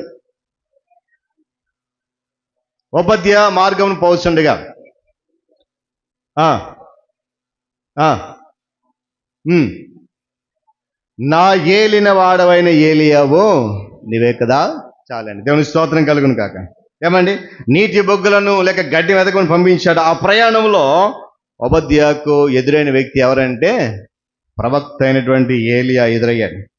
చూడగానే ఒబద్య చేసిన పని ఏంటంటే అక్కడ ఉంది కదా, ఒబద్య ఇతను నెరిగి నమస్కారం చేశాడు, సాష్టాంగపడి నమస్కారం చేసి అన్నాడు, ఏలియావు నీవే కదా. కాబట్టి నాకు తెలిసి బహుశా అంతకు ముందు ఏలియా కొరకు ఒబద్య వినే ఉంటాడు. ఇదే ఏలియా ఈ ఆహాబు యెజబెలు యొక్క ఆ పరిస్థితిని చూసి భయపడి పారిపోయినట్లుగా మనం దీనికి వాక్యం చూస్తాం. తన ప్రాణాలను కాపాడుకోవడానికి వెళ్ళిపోయాడు దూరంగా. యెజబెలు చేతిలో పడకుండా ఉండడానికి తన ప్రాణాన్ని కాపాడుకోవడం ఏలియా అక్కడి నుండి దూరంగా వెళ్ళిపోయాడు. కానీ దేవుడు మరలా ఏలియాను అదే ఆహాబు దగ్గరికి, అదే యెజబెలు దగ్గరికి ఆయన పంపించాడు. ఆ క్రమంలో ఇక్కడ ఒబద్య ఎదురైనప్పుడు ఏలియా ఒక మాట చెప్తాడు. ఒబద్య అన్నాడు కదండి, ఏలియావు నీవే కదా అంటే ఆయన అంటాడు, అవును నేనే అని చెప్పి ఏమని తెలుసా, నువ్వేం చేస్తావంటే నీ రాజు దగ్గరికి వెళ్ళు. ఇక్కడ చూడండి, ఇక్కడ అప్పటికే ఒబద్య చేసిన పని ఏంటి, యెజబెలుకు వ్యతిరేకంగా 100 మంది ప్రవక్తలను దాచిపెట్టాడు. ఒకవేళ ఈ విషయం బయటకు వస్తే చెప్పాలి, ఈ విషయం బయటకు వస్తే ఒబద్య ఏమాత్రం కూడా ప్రాణాలతో ఉండడు. అలాంటి పరిస్థితుల్లో ఏలియా ఎదురే అంటాడు, నువ్వు మరలా ఆహాబు దగ్గరికి వెళ్ళు. చదవండి మీరు, ఇంటికి వెళ్ళిన తర్వాత ఆహాబు దగ్గరికి వెళ్ళి నువ్వేం చెప్పాలి తెలుసా, ఏలియా వచ్చేసాడు. దేవుని స్తోత్రం కలుగును గాక. ఏం చెప్పాలంట, చెప్పాలి. ఏలియా వచ్చాడంటే వెంటనే అక్కడ ఒబద్య భయపడినట్లు మనం చూస్తూ ఉంటాం. తన భయాన్ని వ్యక్తం చేసిన, అయ్యో నేను వెళ్ళి నువ్వు కనపడ్డావు అని చెప్తే ఆహాబు ఇక్కడికి వస్తాడు. చూడండి, నేను త్వరగా ముందుకు వెళ్ళిపోతున్నాను, మీరు ఇంటికి వెళ్ళిన చదవండి 10వ అధ్యాయం. నువ్వు చెప్పినట్లుగా నేను వెళ్తాను, నా రాజు దగ్గరికి వెళ్ళి, నా యజమాని దగ్గరికి వెళ్ళి, అయ్యా ఏలియా ప్రవక్త పలానా చోట ఉన్నాడు, నిన్ను తీసుకురమ్మన్నాడు అని చెప్తాను. అయితే అతను ఏం చేస్తాడు, నాకు కూడా వస్తాడు. కానీ ఆవిడ ఒక మాట ఉపయోగించాడు, చాలా చక్కగా ఉంటుంది ఆ మాట. చదవడం ఒకసారి 12వ వచనం. అయితే నేను నీ యొద్ద నుండి పోవు క్షణమందే యెహోవా ఆత్మ నాకు తెలియని స్థలమునకు నిన్ను కొంచుపోవును. తరువాత నీవు అతని కనబడకపోతే అతడు నన్ను చంపివేస్తాడు. గమనించ, ఏలియా ఏమన్నాడు, నువ్వు వెళ్ళు ఆహాబు దగ్గరికి వెళ్ళి ఏం చేయాలా, ఏలియా వచ్చాడని చెప్పాలా. కానీ అంతా అప్పటికే భయంగా బ్రతుకుతూ ఉన్నాడు. కారణం ఏంటి చెప్పాలి. కారణం ఏంటి, 100 మంది ప్రవక్తలను రహస్యంగా దాచి రాజభవనం ఉన్న వనరులను ఉపయోగించి వారిని ఏం చేస్తున్నాడు, పోషిస్తున్నాడు. అలాంటి సందర్భంలో మరలా ఏలియా అన్నాడు, నువ్వు వెళ్ళి అదే రాజుకు చెప్పు నేను వచ్చానని. అప్పుడు ఒబద్య ఒక మాట అన్నాడు కదా, అయ్యా నేను వెళ్తాను నువ్వు చెప్పిన మాట విని, కానీ నేను వెళ్ళిన మరుక్షణంలోనే దేవుని ఆత్మ నిన్ను ఇక్కడి నుంచి ఎక్కడికో తీసుకెళ్ళిపోద్దు, నువ్వు కనపడవు. కానీ ఆ వర్తమానం తెచ్చినందుకు రాజు నన్ను ఏం చేస్తాడు, చంపేస్తా. ఆ తర్వాత ఒక మాట అంటాడు చూడండి, నేను బాల్యము నుండి, చదువుదాం మాట 12వ వచనం చివరి భాగం. నీ దాసుడనైన నేను బాల్యము నుండి యెహోవా యందు భయభక్తులు నిలిపిన వాడను. దేవుని స్తోత్రం కలుగును గాక. చెప్తాం కదా హల్లెలూయా. ఏమండి, ఆ మాట చెప్పినప్పుడు యెజబెలు చేసిన దారుడు నీకు తెలియదా, కాబట్టి నేను వెళ్ళిన తర్వాత ఒకవేళ నువ్వు కనబడకపోతే రాజు నన్ను చంపేస్తాడు అన్నాడు. కానీ ఏలియా మాట మీద వెళ్ళాడు, వెళ్ళి ఆహాబును మరలా అక్కడికి తీసుకొచ్చినట్లుగా ఆ ముందు భాగం మనం చూస్తాం. అంటే చూడండి, ఆ దేవుని కొరకు ప్రవక్త చెప్పిన మాట విని తన ప్రాణానికి హాని ఉందని తెలిసి కూడా ధైర్యంగా వెళ్ళి ఆహాబును ఏలియా వద్దకు తీసుకొచ్చినప్పుడు చూడండి, ఎందుకు అంత ధైర్యంగా వెళ్ళాడని అంటే ఒబద్య ఏలియా అంటాడు, నేను ఎవని సన్నిధి నిలబడి ఉన్నానో ఇశ్రాయేలీయులకు దేవుడైన ఆ యెహోవా జీవముతోడు నిజముగా ఈ దినము నేను ఆహాబును దర్శిస్తాను. కార్యం ఏంటంటే ప్రారంభోత్సవం దేవుడు చెప్పాడు, నువ్వు వెళ్ళి ఆహాబును దర్శించు. కారణం, నేను 3 సంవత్సరాల తర్వాత భూమి మీద వర్షాన్ని కురిపిస్తుంది, నువ్వు వెళ్ళి చెప్పు ఆ మాట అన్నాడు. గమనించ పిల్లరా, అయితే ఇక్కడ మనం నేర్చుకోవాల్సిన ఆత్మీయ సత్యం ఏంటనంటే ప్రతికూల పరిస్థితులకు కూడా మన భక్తిని ఏమాత్రం కూడా విడిచిపెట్టకూడదు. ఈరోజు చాలా సందర్భాలు నేను ఈ ప్రశ్న అడిగాను, మనకి భక్తి ఉందా, భయం ఉందా? చెప్పాలి. మనకి భక్తి ఉందా, భయం ఉందా? సగం చెప్తా ఉన్నారు కదా. వాక్యం ఏం చెప్తుంది? ఓబద్య ఏమన్నాడు? నేను బాల్యము నుండి యెహోవా యందు భయభక్తులు కలిగిన వాడను. మరి రోజు పిల్లరా, మనము క్రీస్తును అంగీకరించిన దగ్గర నుండి నేటి వరకు కూడా మనలో ఉన్నటువంటి భక్తి పరిమాణం ఎంత? దేవుని యందు మనము కలిగి ఉన్న భయము పరిమాణం ఎంత కదా. చూడండి, దేవుని యందు భయభక్తులు లేకుండా మనం దేవుని సన్నిధికి వచ్చినంత మాత్రాన దేవుని ఆశీర్వాదం పొందుకుంటాం అనేది ఒట్టి మాట. చూడండి, నేను ఎప్పుడు మాట చెప్తూ ఉంటాను, ఆదివారం అనేది ఆచారము కాదు, ఆదివారం అనేది సాంప్రదాయము కాదు. మరి ఏంటంటే ఒక మాట ఉంటుంది, ఇది దేవుడు ఏర్పాటు చేసిన దినం. ఆయన 6 దినాలు కష్టపడి ఏమండి 7వ దినాన్ని ఏం చేశాడంట? ఆశీర్వదించాడు. బైబిల్ నా మాటలు కాదు, బైబిల్లోనే ఉంది. ఈ దినాన్ని ఆయన ఏం చేశాడు? పరిశుద్ధపరచి, చెప్పాలి, పరిశుద్ధపరచి ఆశీర్వదించాడు. మరి ఆ పరిశుద్ధపరచి ఆశీర్వదించబడిన దినాన్ని మనము ఆచారంగా సాంప్రదాయంగా పాటిస్తూ ఉంటే దానివల్ల మనకు వచ్చే లాభం ఏంటి, లేక ఆశీర్వాదం ఏంటి అనే విషయాన్ని మనం ఆలోచించాలి. అందుకే అంటాను, ప్రతికూల పరిస్థితుల సహితము ఓబద్య వలె మన భక్తిని మనము నిలబెట్టుకోవాలి. భక్తి లేకుండా, భయం లేకుండా దేవుని దగ్గర రావడం ప్రయోజనము లేనిది. ఏదైనా ఉండాలి, భక్తి అయినా ఉండాలి, భయమైనా ఉండాలి. రెండూ లేకపోతే కష్టమే కదా. మనకు భక్తి ఎలా ఉన్నా కూడా దేవుడు అంటే ముందు భయం కావాలి. ఏమండి, దేవుని యందు భయం ఉంటే తద్వారా చెప్పాలి, దేవుని యందు భయం ఉంటే భక్తి అనేది దాని వెంట అదే వస్తుంది. మనము దేవుడు యందు భయం లేకపోతే, చూడండి, దేవుడు అంటే ఎప్పుడు భయం వస్తుందో మనకు చెప్పండి. చెప్పాలి ఒక మాట, త్వరగా వెళ్ళిపోదాం. ఒక 10 నిమిషాల్లో నా సందేశాన్ని ముగిస్తాను. మనకు భయం ఎప్పుడు వస్తుంది చూడండి. దేవుడు అంటే ఎప్పుడు భయం వస్తుంది మనకి?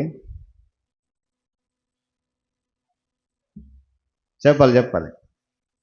దేవుడు అంటే మనకు భయం ఎప్పుడు వస్తుంది?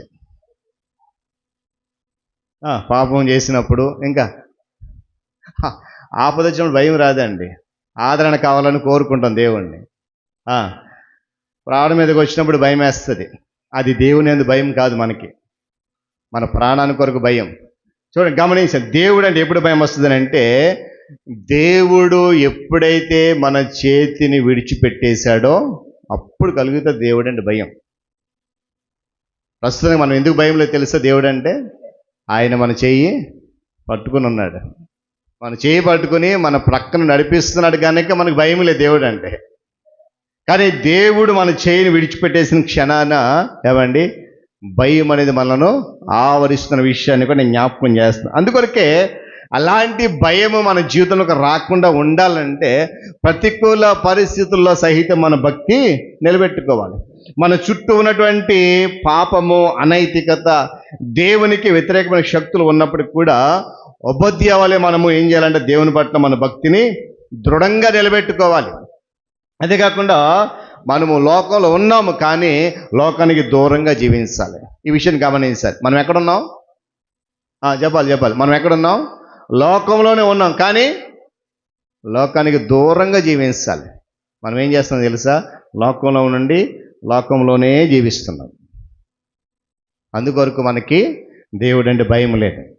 గమనించాలి పిల్లరా. రెండోది ఏంటంటే, మరి ఇక్కడ ఓబద్య జీవితంలో మన జీవితంలో ఆత్మీయ పాఠం ఏంటంటే రహస్య పరిచర్య గొప్పతనం ఇది. ఇక్కడ నేను 3 వ్యక్తులు చెప్పాను. ఏలియా గురించి చెప్పాను, అహాబు గురించి చెప్పాను, ఓబద్య గురించి చెప్పాను. ఇక్కడ ప్రాముఖ్యంగా ఇక్కడ ఏలియా, ఓబద్య గురించి మనం గమనిస్తే, ఏలియా అయితే దేవుని కొరకు బహిరంగంగా పరిచర్య చేశాడు, కానీ ఓబద్య రహస్యంగా దేవుని కొరకు పని చేస్తున్నాడు. గమనించాలి ఇక్కడ ఆ మాటలు. ఏలియా బహిరంగంగా నిలబడ్డాడు దేవుని కొరకు, కానీ ఇక్కడ ఓబద్య రహస్యంగా దేవుని ప్రవక్తల కొరకు నిలబడి వారిని కాపాడాడు. చూడండి, దేవుని రాజ్యములో ప్రతి చిన్న పరిచర్య కూడా ముఖ్యమైనదే. మరి రోజు నువ్వు రహస్యంగా దేవుని ఆరాధిస్తున్నావా, బహిరంగంగా నటిస్తున్నావా? ఇదొక ప్రశ్న మన జీవితానికి. ఏమండి, రహస్యంగా దేవుని ఆరాధిస్తున్నామా, బహిరంగంగా నటిస్తున్నామా? నేను గతంలో కూడా చెప్పాను, మన నటన ఎంతకాలం అంటే దేవునికి కోపం రానంత కాలమే మన నటన. ఎవరు చూడండి, మనం నటించి ఎంతకాలం జీవించగలం భూమి మీద? మహా అయితే ఆ నటన ఎప్పటికప్పుడు బయటపడక తప్పదు కదా. ఆ నటన బయటపడినప్పుడు పరిస్థితి ఏంటి? గడిచిన దినాల్లో నేను కాకి కొరకు వచ్చిన ఉపమానం చెప్పాను, గుర్తుందా? ఎవరికైనా గుర్తులేదా? కాకి పావురాళ్ళు కలిసిందట. ఎలా కలిసింది? రంగు మార్చుకొని కలిసింది. రంగు బయటపడిన తర్వాత మన పరిస్థితి కూడా అంతే. ఎంతకాలం నటిస్తాం దేవుని దగ్గర?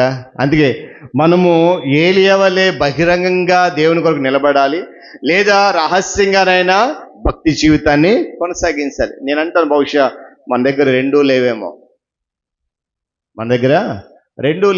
ధైర్యంగా దేవుని కొరకు నిలబడలేము, అలాగని రహస్యంగా మన భక్తి జీవితాన్ని కొనసాగించాలి. మీరు అనొచ్చు, పాస్టర్ గారండి మీరేమన్నా మా ఇంటికి వచ్చి చూస్తున్నారా, మేము ప్రార్థన చేస్తున్నామో లేదో, మాకు భక్తి ఉందో లేదో మీకు తెలుసా అనొచ్చు. నేను అంటాను, నాకు తెలియకపోయినా పర్లేదు, కానీ నీవు ఆరాధిస్తున్న దేవునికి తెలియాలి. నీ భక్తి జీవితం ఏంటో, నీ విశ్వాస జీవితం ఏంటో, అది రహస్యంగా ఉందా, బహిరంగంగా ఉందా అనేది మనుషులు కనబడకపోయినా పర్లేదు, కానీ దేవునికి కనబడాలి. కాబట్టి నేను అంటాను, దేవుని కొరకు చేసే ప్రతి చిన్న పరిచర్య కూడా ముఖ్యమైనది. మన పరిచర్య మనుషులు చూడకపోయినా కూడా దేవుడు చూస్తాడు. మనలో చాలామంది చేసే పని ఏంటంటే మనుషులు చూడాలని గొప్ప చేస్తాం. నేను అంటాను, మనుషులు చూడాలని మనం ఎప్పుడు కూడా దేవుని కొరకు పని చేయకూడదు. నువ్వు చూడండి, మనం చేసిన పని మనుషులు చూసినా చూడకపోయినా, వారు మెచ్చుకున్నా మెచ్చుకోకపోయినా, వారు పొగిడినా పొగడకపోయినా, నువ్వు దేవుని కొరకు పని చేస్తున్నావు కాబట్టి అది ఆయన చూస్తున్నాడు, ఆయన నీకు మెప్పునిస్తాడు. దేవుని స్తోత్రం కలుగును గాక. ఇక మూడోది ఏంటంటే నమ్మకత్వం. దేవుని పట్ల నమ్మకత్వం ఉండాలి, మనుషుల పట్ల కూడా చూడండి, ఉపధ్య దేవునికి నమ్మకం ఉన్నట్లు తన యజమానుడైన ఆహాబుకు కూడా విశ్వాస పాత్రుడు ఉన్నాడు. అంటే చూడండి, నేను అంటాను, ఒకవేళ ఉపధ్య ఆ స్థానములో మనం ఉంటే కనుక, అంటే ఆహాబు రాజు క్రూరుడు, యెజబేలు క్రూరురాలే, అలాంటి పరిస్థితుల్లో ఉపధ్య దగ్గర మనం ఉన్నాం అని ఇప్పుడు ఉన్నటువంటి పరిస్థితిని బట్టి చెప్తున్నాను ఒక మాట. ఒకవేళ ఉపధ్యలాగా ఆ స్థానం మనం ఉంటే కనుక మనకి ఎంత కోపం చేద్ది తెలుసా? వీళ్ళు దేవుని ప్రజల్ని కొడతారా, దేవుని సేవకుని చంపేస్తారా, వీళ్ళు అసలు మనుషులేనా అని చెప్పేసి మనలో మనం ఓరికి ఆవేశపడిపోయి ఏమండి ఏదో ఒకటి చేసేయాలని చెప్పి ఏది చేయకుండా దొరికిపోతాం.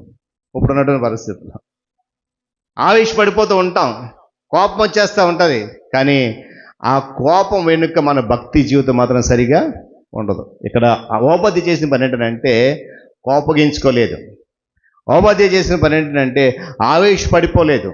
ఓబద్య చేసిన పని ఏంటంటే దేవుని ప్రవక్తలు చంపబడుతున్నప్పుడు గుండె పగిలేలాగా ఏడ్చాడు. దాని పరిష్కారం కొరకు ఎదురు చూసి ఏమండి దేవుని సహాయంతో, ప్రార్థన జీవితంతో ఇటు యజమానికి అటు దేవునికి నమ్మకస్తుడిగా ఉండి, విశ్వాసపాత్రుడిగా ఉండి ఏమండి అక్కడ దేవుని ప్రవక్తలను కాపాడడానికి పూనుకున్నాడు. నేనంటాను, ఆ ప్లేస్లో ఆ స్థానం మనం ఉంటే కనుక ఏం చేస్తాం? ముందే రాజుకు దొరికిపోతాం, ఏ పని చెయ్యం, కానీ రాజుకు దొరికిపోతాం, చంపడు. కానీ ఓబద్య అలా చేయలే. యజమానికి విశ్వాసపాత్రుడిగాని ఉంటూ దేవుని పట్ల తన నమ్మకత్వాన్ని సంపూర్ణంగా నెరవేర్చాడు. గమనించాలి, మనం పని చేసే చోట సమాజంలో కూడా ఏమండి మనము మంచి సాక్ష్యం కలిగి ఉండాలి. మనం ఎక్కడ పని చేసినా, ఎక్కడ జీవించినా కూడా ఒక మంచి ఉపధ్య చేసిన పని అదే. నాలుగో మాట ఏంటంటే మన ఆత్మీయ జీవితానికి ధైర్యము కలిగిన నిర్ణయం కావాలి. ముందు చూడండి, మనకి ప్రాముఖ్యంగా ఒక విషయం నేను జ్ఞాపకం చేస్తాను. ఏ విషయంలో చూడండి, లోక సంబంధం అన్ని విషయాల్లో, మన కుటుంబ విషయములు కానీ, మన దైనందిన జీవితం కానీ, శారీరక విషయములు కానీ చాలా నిర్ణయాలు చాలా త్వరగా తీసుకుంటాం. కానీ దేవుని విషయం వచ్చేసరికి ధైర్యంగా మనము నిర్ణయం తీసుకోలేము. నేను ఒక మాట చెప్తాను ఈరోజు, అది ఒకవేళ మీకు కష్టమైనా సరే మీరు వినాల్సిందే. ధైర్యం గల నిర్ణయం ఏంటంటే నేను అంటాను, రేపటి నుండి మనం ఏం చేస్తున్నాం, మరొక నెలలోకి వెళ్ళిపోతున్నాం. నేను అంటాను, వచ్చే నెల నుంచి సమయానికి ప్రతి ఆదివారం దేవుని దగ్గరికి నేను వస్తానని ఒక ధైర్యం గల నిర్ణయం నేను తీసుకోవాలి. ప్రతి ఆదివారం సమయానికి నేను దేవుని దగ్గరికి వస్తాను అనే ధైర్యం గల నిర్ణయం ఈరోజు నువ్వు తీసుకోవాలి. ఉపాధ్యాయుడు ఇక్కడ ప్రాణానికి తెగించి ప్రవక్తను కాపాడాడు. దేవుని కొరకు నిలబడాలంటే కొన్నిసార్లు మనకు ధైర్యం చాలా అవసరం. నేను అంటాను, మీరు ఏ నిర్ణయం తీసుకోవద్దు, ఈ ఒక్క నిర్ణయం తీసుకోండి ఈరోజు చాలు. వచ్చే నెల అనగా 6వ నెల నుంచి ప్రతి ఆదివారం దేవుని మందిరానికి సమయానికి నేను వస్తాను. ఏ ఆదివారం కూడా నేను మిస్ అవ్వను అని ఒక ధైర్యం నిర్ణయం తీసుకోండి. నేను అంటాను, మీ ఇంటికి ఎందుకు ఆశీర్వాదం రాదు చూద్దాం. నేను అంటాను, దేవుని సన్నిధి విషయంలో, ఆత్మీయ జీవిత విషయంలో అన్నంత ధైర్యంగా నిర్ణయాలు తీసుకోలేకపోతున్నాం. అందుకే నేను అంటాను, మనము అడిగిన వాటిని పొందుకోలేకపోతున్నాం. జాగ్రత్త ప్రియ దేవుని బిడ్డలారా. చివరి మాట ఏంటంటే, జ్ఞానముతో కూడినటువంటి వ్యక్తి ఏమండి రాజు దగ్గర అధికారిగా ఉంటూనే కూడా తన స్థానాన్ని తెలివిగా ఉపయోగించుకొని దేవుని ప్రవక్తలను కాపాడాడు. ఉపాధ్యాయ జీవితం ప్రియులారా మనకు ఒక స్ఫూర్తి ఇస్తుంది. కష్టకాలంలో, పరిస్థితులు దారుణంగా ఉన్నప్పుడు, పరిస్థితులు భయంకరంగా ఉన్నప్పుడు కూడా దేవుని యందు భయభక్తులు కలిగి ఉండి ఆయన బిడ్డలను ప్రేమించే హృదయాన్ని మనం కలిగి ఉండాలనేటువంటి సత్యాన్ని ఉపాధ్యాయ జీవితం మనకి నేర్పిస్తుంది. కనుక ఈ ఉదయకాల సమయం నేను అంటాను, ఉపాధ్యాయ వల్లే ఏమండి ప్రతికూల పరిస్థితులు భక్తి కలిగి ఉండాలి. ఏమండి మరి పరిచర్య చేసేటువంటి గొప్పతనం ఉండాలి, నమ్మకత్వం కలిగి ఉండాలి. అదేవిధంగా ధైర్యం కలిగినటువంటి నిర్ణయం తీసుకోవాలి.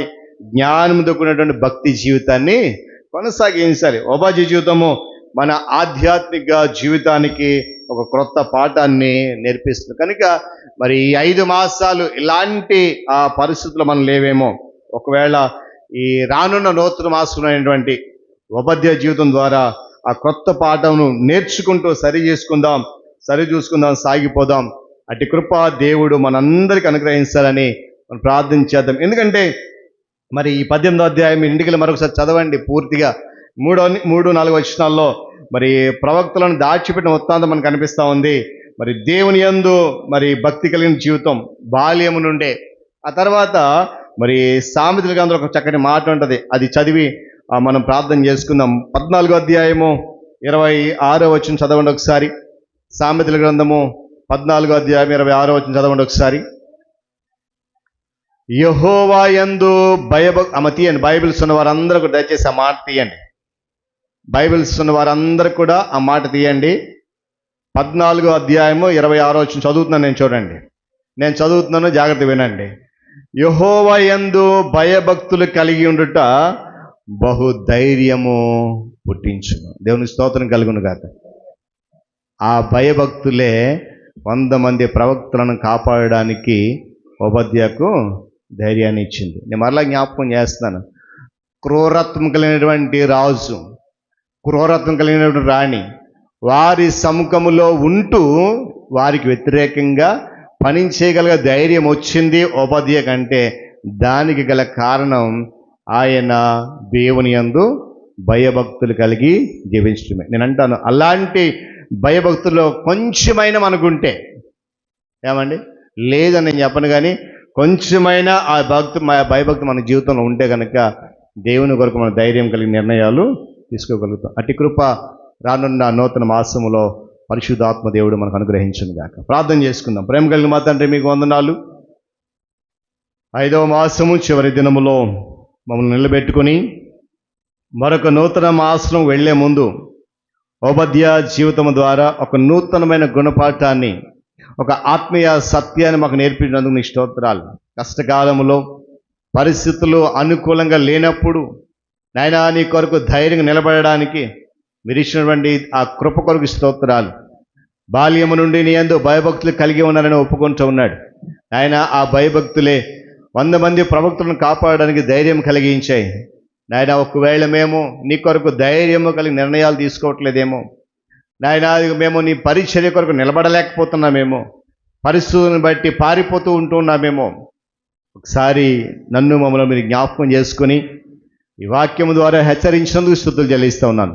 రానున్న నూతన మాసములో ఉపాధ్యాయులే ఒక మంచి సాక్ష్యము కలిగి నీ కొరకు ధైర్యము కలిగి నిలబడే కృప దయచేయండి.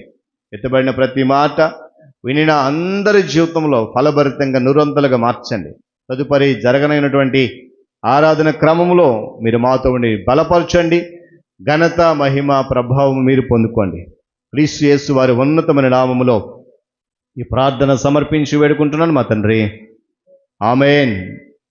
మంచిది. పిల్లల సమయంలో సంఘ కానుకలను మనము సమర్పిద్దాం. సంఘ ఉపాధ్యక్షులు ప్రియులు డాక్టర్ లారెన్స్ గారు కానుకలు సేకరిస్తారు. ఈ సమయంలో ధనంజయ్ గారు ఒక పాట పాడి వినిపిస్తారు. కానుకలను సమర్పిద్దాం. ఈ పాట ఎప్పుడు నేను పాడలేదు. రోషన్ గారు మినిస్ట్రీ పాట ఇది. జుంటతిని ధరల కన్నా యేసునామమే మధురం, యేసయ్య సన్నిధి మరువజాలను. జుంటతిని ధరల కన్నా యేసునామమే మధురం, యేసయ్య సన్నిధి మరువజాలను. జీవిత కాలమంతా ఆరాధించెదా, యేసయ్యనే ఆరాధించెదా. జీవిత కాలమంతా ఆరాధించెదా, యేసయ్యనే ఆరాధించెదా. జుంటతిని ధరల కన్నా యేసునామమే మధురం, యేసయ్య సన్నిధి మరువజాలను. యేసయ్య నామమే బహు పూజనీయము, నాపై దృష్టి నిలిపి సంతుష్టిగా నన్నుంచి.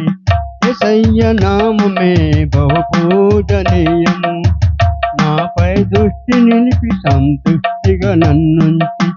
నన్నంతగానో దీవించి జీవ ఊటములతో ఉజ్జీవింపజేసని.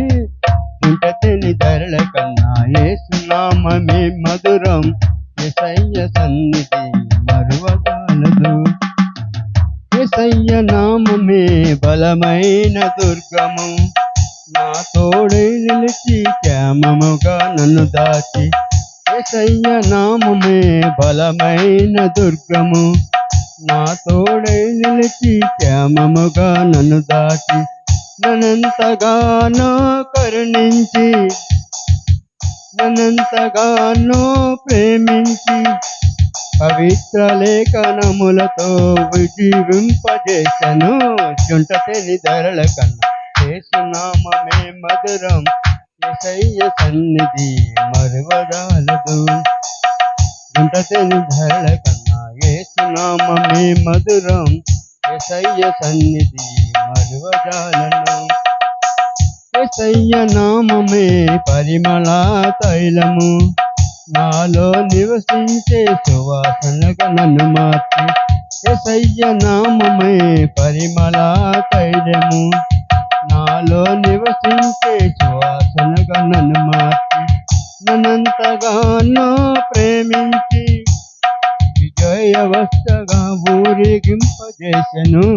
జుంటతిని ధరల కన్నా యేసునామమే మధురం, యేసయ్య సన్నిధి మరువజాలను. జుంటతిని ధరల కన్నా యేసునామమే మధురం, యేసయ్య సన్నిధి మరువజాలను. హల్లెలూయా. పాటలు తప్పులుంటే క్షమించండి.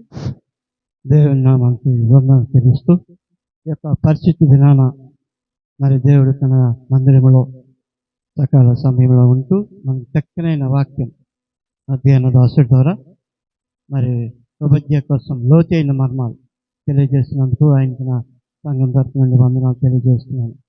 అదేవిధంగా మరి ఇప్పుడు పాట పాడిన ధనంజయ్ గారు మరి చక్కగా ధైర్యంగా మరి మనకి ఏదైనా ప్రాక్టీస్ ఉంటే మరి ఏది వనకుండా మైక్ దగ్గరికి వచ్చి పాడగలం.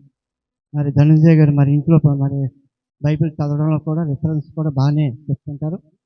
చక్కనైన పాట పాడి ధైర్యంగా ఉన్నందుకు ఆయనకి సంఘం తరపు నుండి కూడా వందనాలు తెలియజేస్తూ ఉన్నాను. మరి ఈ విధంగా కానుకలు ఉన్నాయండి. మన మధ్యలో ప్రతి వారం కూడా క్రమం తప్పకుండా సంఘానికి వస్తూ మరి కానుక ఇచ్చారు. అబ్రహాం గారు 20 రూపాయలు, అదేవిధంగా హేమలత గారు కృతజ్ఞత కానుక 500 రూపాయలు ఇచ్చున్నారు.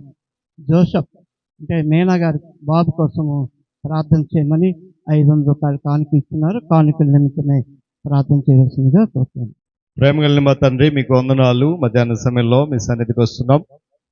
ఇంతవరకు జరిగినటువంటి ఆరాధన క్రమం అంతా కూడా క్రమముగా మర్యాదగా నీ నా మహిమాదిమ జరిగించి ఆశీర్వాదకరంగా దీవెనకరంగా మాకు మార్చిపోతున్నందుగా ఈ స్తోత్రాలు. ప్రత్యేకంగా ఈ సమయంలో సంఘ పరిచర్య కొరకు కానుకలు సేకరించబడ్డాయి. సేకరించిన బిడ్డను దీవించి ఆశీర్వదించండి. విప్పబడిన ప్రతి గుప్పిల్ని మీరు చూశారు నాయనా. మీరు మాకు ఇచ్చిన దానిలో కొంత నీ సముఖంలో నీ ధననిధిలో ఉండాలని ప్రేరేపణ కలిగిన వారమై హృదయపూర్వకంగా మేము గుప్పిలి విప్పాము. విప్పబడినటువంటి ప్రతి గుప్పిలిని హస్తములను ఆ వ్యక్తులను మీరు చూస్తారు. మీకు స్తోత్రాలు. ప్రత్యేకమైన కానుకలు, కృతజ్ఞత కానుకలు, ప్రార్థన అవసరత గురించిన కానుకలు ఇందులో ఉన్నాయి. దేవునితో నింపి నడిపించండి. ప్రతి కుటుంబంలో సమృద్ధిని దయచేయండి నాయనా. నీ చిత్తానుసారంగా మరొక నూతన మాసంలోనికి మమ్మల్ని నడిపించబోతున్నందుకు వందనాలు చెల్లిస్తూ మరి కానుకలను ఫలభరితంగా నిరంతరంగా మార్చి నీ సన్నిధి ఉపయోగకరంగా మార్చండి. ఘనత, మహిమ, ప్రభావములు మీరు పొందండి. యేసు నామములో ఈ ప్రార్థన అడిగి సమర్పిస్తున్నాను మా తండ్రి. ఆమేన్. మంచిది. పిల్లల సమయంలో సంఘ ప్రకటనలో మనం విందాం. సంఘ అధ్యక్షులు ప్రియులు అనిల్ మాస్టర్ గారు ప్రకటనలో మనకు తెలియజేస్తారు. దేవునికి వందనాలు. అదేవిధంగా పాస్టర్ గారికి, పాస్టర్ అమ్మ గారికి, మరి కూడి వచ్చిన విశ్వాసులందరికీ కూడా యేసుక్రీస్తు ప్రశస్త నామమున వందనాలు తెలియజేస్తూ, మరి ముందుగా మరి సాక్ష్యం విన్నాం. ప్రశాంత్ గారు చెప్పారు మన మధ్యలో. మరి తను చెప్తూ అన్నారు కదా, ఎవరికైనా సరే తను ఏదైనా ప్రయాణం చేసినప్పుడు కానీ ఎక్కడికైనా వెళ్ళినప్పుడు కానీ ఏవైనా పాంప్లెట్స్ ఉంటే అతను ఇస్తూ ఉంటాడట. అంటే తనకు తెలుసు తను ఉద్యోగం చేసినా ఎక్కడున్నా కూడా మరి దేవుని వాక్యాన్ని ఇతరులకు చెప్పాలి సాధ్యమైనంత వరకు. మరి ఆ సాక్షుల్లో మనం నేర్చుకోవాల్సింది అది. ఎన్ని పనులున్నా ఒకసారి మనం ప్రయాణం చేస్తున్నాం అనుకోండి, ఎవరైనా ఆటోలో కానీ బస్సులో కానీ ఉంటే ఆయన ఎక్కడికి ఏంటి ఆ విధంగా మనం ఆయన్ని తీసుకొచ్చి అవకాశం దొరికితే అలాంటి యేసుక్రీస్తుని పరిచయం చేయడం నిజంగా చాలా సంతోషం. మరి ప్రశాంతి గురించి మీ అనుదిన ప్రార్థనలో మరి గుర్తు చేసుకోవాలని కోరుతున్నాను. అదేవిధంగా మరి పాస్టర్ గారి ద్వారా మరి యథావిధిగా ఒక మంచి వర్తమానం అని విన్నాం. ఇక్కడ మనం చూస్తే ఓబద్యా గురించి చెప్పారు. అదేవిధంగా రాజు రాణి గురించి. ఆ యొక్క దేశం ఏది? షోమ్రోన్. ఆ యొక్క దేశం అంటే ఎలా ఉందట? కరువు. ఆ దేశం పేరు. ఆ దేశం కరువు ఎక్కువ ఉంటుంది. ఆ దేశాన్ని ఎవరు పరిపాలించేవాళ్ళు? ఎవరక్కడ? ఆహాబు, అదేవిధంగా ఎబిజేలు. ఆ ఇద్దరు కూడా ఎలాంటి వాళ్ళట చెప్పారు పాస్టర్ గారు. క్రూరులు, ప్రవక్తల్ని చంపే, ఎవరు అవకాశం వస్తే వాళ్ళని చంపేటటువంటి. అంటే ఆ రోజుల గురించి పాస్టర్ గారు చెప్తూ, ఆ రోజులు ఎలాంటివట? చీకటి రోజులు. గుర్తించుకోండి. అంటే నెక్స్ట్ మనం తెలుసుకోవాల్సిన ప్రశ్న అదే. ఏం రోజులు అవి? చీకటి రోజులు. దాన్ని డార్క్ డేస్ అన్నారు పాస్టర్ గారు. ఏంటట? Dark days. అక్కడితో అయిపోయింది. తర్వాత ఓబద్యా వాళ్ళ దగ్గర ఉండేవాడు, ఉద్యోగిగా ఉండేవాడు ఓబద్యా. తను ఇంతగా కరువు అయినప్పటికీ కూడా ఆ యొక్క రాజు అనేక మంది ప్రవక్తలను చంపినా కూడా ఓబద్యా ఏం చేసేవాడు? ఏం చేశాడు? రెండు విషయాలు చేశాడు. కొంతమందిని దాచాడు. చూడండి ఎంత ఇదో. వాళ్ళకి తెలిస్తే ఏమైనా ఉందా? రాజుకు తెలిస్తే ఏమైనా వాళ్ళు చంపేస్తారు ఇతనికి. అలాంటప్పుడు అలాంటి పరిస్థితుల్లో కూడా మరి ఓబద్యా ఏంటట? భయభక్తులు కలిగి ఉన్నాడు కాబట్టే, అమ్మ జాగ్రత్తగా ఉండండి, భయభక్తులు కలిగి ఉన్నాడు కాబట్టే కొంతమందిని ఏం చేశాడట? దాచాడు. దాచిపెట్టడమే కాకుండా వాళ్ళకి ఏం చేశాడు? అన్నపానాలు ఇచ్చాడు, భోజనాలు కూడా సమకూర్చాడు. ఇది సాధ్యమా ఎవరికైనా? ఎవరికి మనం సాధ్యం కాదు. పాస్టర్ గారు అడిగారు, ఆ స్థానంలో, ఓబద్యా స్థానంలో నువ్వు కానీ మనం కానీ ఉంటే ఏం చేసేవాళ్ళం? నిజంగా చేసేవాళ్ళం కాదు. అయితే ఇక్కడ మరి ఏలియా గురించి కూడా పాస్టర్ గారు, ఆ తర్వాత ఏలియా ప్రత్యక్షవాడు, ఎవరికి కలుస్తాడు? మళ్ళీ ఓబద్యా కలుస్తాడు. అయితే ఇవన్నీ మనం పాస్టర్ గారి ద్వారా విన్నాం. ఇవన్నీ దేంట్లో ఉన్నాయి? మొదటి రాజులు 18వ చాప్టర్లో ఉన్నాయి. అయితే ఈరోజు ఒక చిన్న వివరణ మీ నుంచి ఏంటంటే కోరుతా ఉన్నాడు. చీకటి రోజులు ఏవి, అదేవిధంగా హ్యాపీ డేస్ ఏవి, మంచి రోజులు ఏవి? Dark days versus happy days. చీకటి రోజులు మనకు తెలుసు, రాజు పరిపాలించినవి చీకటి. హ్యాపీ ఏది? ఓబద్యా లైఫ్ తీసుకోవచ్చు. ఓబద్యాది లైఫ్ హ్యాపీ. ఎందుకు హ్యాపీగా ఫీల్ అయ్యాడు అతను? దేవుని యందు భయభక్తులుగా ఉన్నాడు కాబట్టి ధైర్యంతో, సంతోషంతో వాళ్ళని ఆదరించాడు, వాళ్ళని దాచాడు, భోజనాలు పెట్టాడు. ఇవన్నీ ఏ రోజులు? డార్క్ డేస్ కావు ఇవి. ఏ రోజులు ఇవి? హ్యాపీ డేస్ ఇవి. సో మీకు తెలిసినటువంటి వివరణ గతసారి తక్కువ మంది రాశారు, ఈసారి కొంచెం ఎక్కువ మంది. చాలా మొన్న లలితక్క రాయలేదు, అదేవిధంగా రాజారావు గారు ఉన్నారు, చాలామంది అపారమాషగా రాశారు. చూడండి ఎంత ఇంట్రెస్ట్ ఆయనకి. సో మీ నుంచి కూడా కోరుతా ఉన్నాను, మరి గ్రూపులో కూడా పెడతాము. ఎందుకంటే పాస్టర్ గారు ఇంత కష్టపడి ఒక టెక్స్ట్ తయారు చేస్తారు, దాన్ని కొంచెం మన సపోర్ట్. ధనుంజయ్ ఉన్నారు, నిజంగా ధనుంజయ్గా అంటే ఈ మధ్యన ధనుంజయ్లో చాలా మరి కనిపిస్తూ ఉంటాయి టాలెంట్స్. చూడు అందుకే పాట ఇచ్చాం, చక్కగా పాడాడు, ఇంకా భయం లేకుండా పాడాలి. తను అనుకుంటాడు ఏదైనా తప్పు అయిపోయిందేమో అంటాడు, నో ఏం లేదు, చాలా చక్కగా పాడావు. సో అలాంటివి మన చర్చిలో చాలా టాలెంట్స్ ఇచ్చారు కాబట్టి ప్రతి ఒక్కరు కూడా ఈ యొక్క వివరణని మరి ఫ్రైడే లోపల తొందరగా ఇచ్చేక్కర్లేదు, శుక్రవారం లోపల. ఏటక్క ప్రశ్న, చీకటి రోజులు ఏవి, అదేవిధంగా మంచి రోజులు ఏవి, నువ్వు ఏం గ్రహించావు? సో దాని గురించి మీరు వివరణ శుక్రవారంలోగా రాయాలి, గాబరపడి రాసే అక్కర్లేదు, ఫ్రైడేలోగా రాయండి. ఫ్రైడే ఈవినింగ్కి నా పర్సనల్కి చేరాలి. మీకు ఏ విధంగా అవకాశం ఉంటే ఇతరులకు కూడా తెలియజేయండి, చాలా సంతోషం. అదేవిధంగా మరి ఈ రోజుతో మే నెల అయిపోయింది. మరి ఎండాకాలం కొంచెం చల్లబడతా ఉంది, నిన్నటి నుంచి కొంచెం పర్వాలేదు. నిజంగా భయంకరమైన ఎండల్లో దేవుడు మనల్ని కాపాడాడు. నూతన నెల మరి రేపటి నుంచి ఇవ్వబోతున్నాడు. మరి కాబట్టి వచ్చే వారం మరి ప్రభు బల్ల ఉంటుంది, గమనించండి. మొదటి ఆదివారం కాబట్టి వచ్చే ఆదివారం ప్రభు బల్ల ఉంటుంది, గమనించాలి. అందరూ కూడా సిద్ధపడి రావాలని కోరుతూ ఉన్నాం.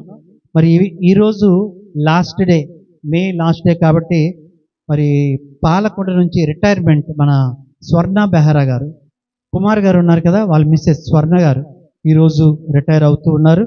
మరి తన గురించి, తన కుటుంబం గురించి మీ ప్రార్థనలో కూడా మరి గుర్తు చేసుకోవాలని కోరుతూ ఉన్నాం.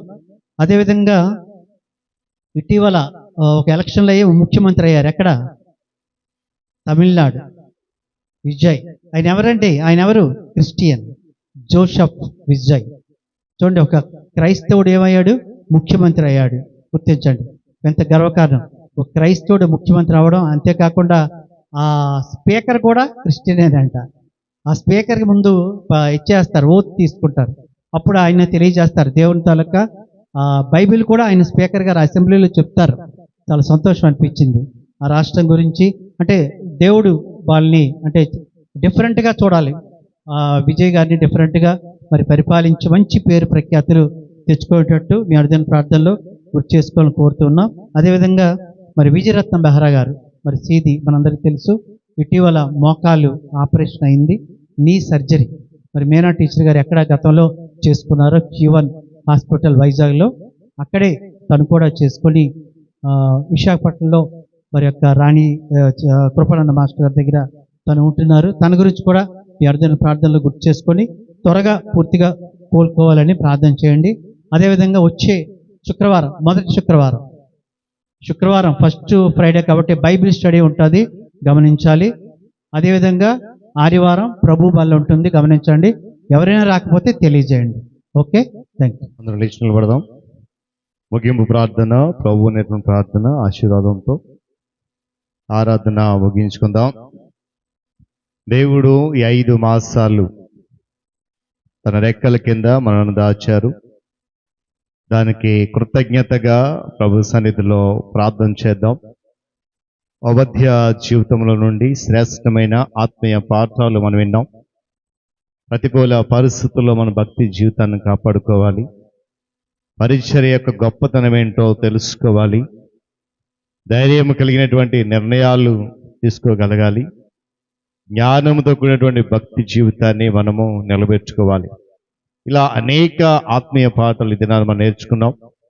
రానున్న నూతన మాసములో అనగా రేపటి దినము నుండి ఒక నూతన మాసములోనికి వెళ్తున్నప్పుడు నూతన ఆలోచన కలిగి, నూతన మనస్సుతో, నూతన ప్రవర్తనతో ప్రభుకు అనుకూలమైన జీవితం మనం జీవిద్దాం. మరి ప్రార్థన చేయండి, సంఘ కార్యక్రమాల్లో పాలిభాగస్వాములు కండి.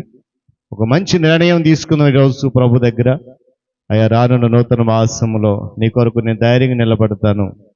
నా చుట్టూ పరిస్థితులు ఎలా ఉన్నా కూడా నా భక్తి జీవితాన్ని, నా విశ్వాస జీవితాన్ని నేను కాపాడుకుంటాను అని చెప్పి ప్రభు దగ్గర ఒక గొప్ప నిర్ణయంతో మన గృహాలకు మనం చేరదాం. ప్రార్థన చేసుకుందాం.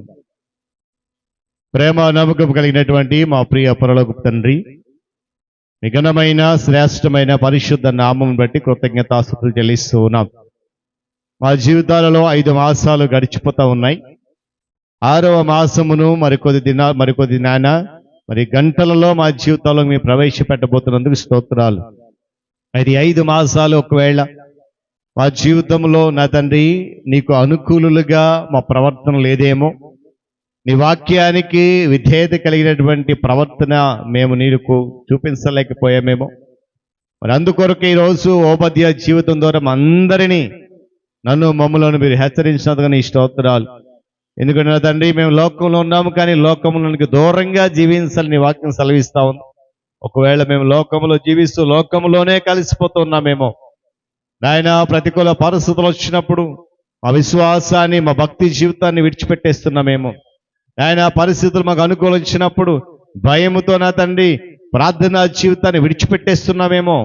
అందుకొరకు ఈరోజు నీ వాక్యం ద్వారా ఓబద్యాన్ని మాకు చూపించారు, మీకు స్తోత్రాలు. ఎందుకంటే నా తండ్రి 5 మాసాలు మా జీవితం ఎలా ఉన్నప్పటికీ తిరిగి నూతన మాసములో నీకు అనుకూలమైన జీవితం మేమందరము కలిగి నడవాలని నీ వాక్యం ద్వారా మమ్మల్ని హెచ్చరించారు, నీకు స్తోత్రాలు. అయితే నా తండ్రి, చెవిగలవాడు వినుగాక, ఆత్మ సంగముతో చెప్తున్న మాట అన్నట్లుగా మేమందరం కూడా విన్నాము నీ మాటలు శ్రద్ధగా.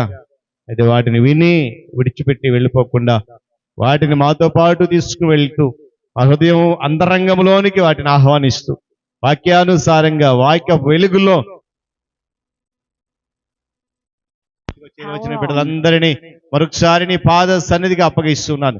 పేరు పేరున ఎత్తుపట్టుకుని దీవించండి.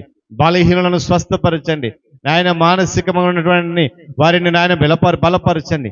అనారోగ్య పరిస్థితులను దూరపరచండి. సంఘాన్ని మీరు బలపరచండి నాయన. వచ్చిన వారందరిని దీవించండి. రాలేని వారికి మరొక తరుణాన్ని మీరు అనుగ్రహించి నడిపించండి. ఘనత మహిమ ప్రభావ మహిమలు మీకు తెలుస్తూ యేసుక్రీస్తు వారి శక్తి కలిగిన నామములో ఈ మనవులు సమర్పిస్తున్నాను మా తండ్రి, ఆమేన్.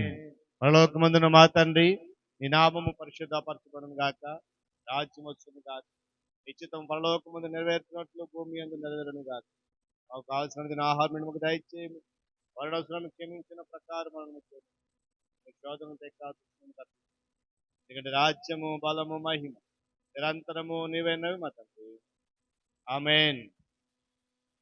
పరమ తండ్రి అయిన దేవుని ప్రేమయు ఆయన కుమారుడును మన రక్షకుడునైన యేసుక్రీస్తు వారి యొక్క కృపయు పరిశుద్ధాత్మ దేవుని యొక్క నేను సన్నిధి నిత్య కాపుదల ఆశ్రయమును చేరవచ్చిన మనకును మన కుటుంబాలకును మన సంఘానికి ఆయన రాకడ వచ్చే వరకు సదాకాలము తోడని నడిపించును గాక, ఆమేన్.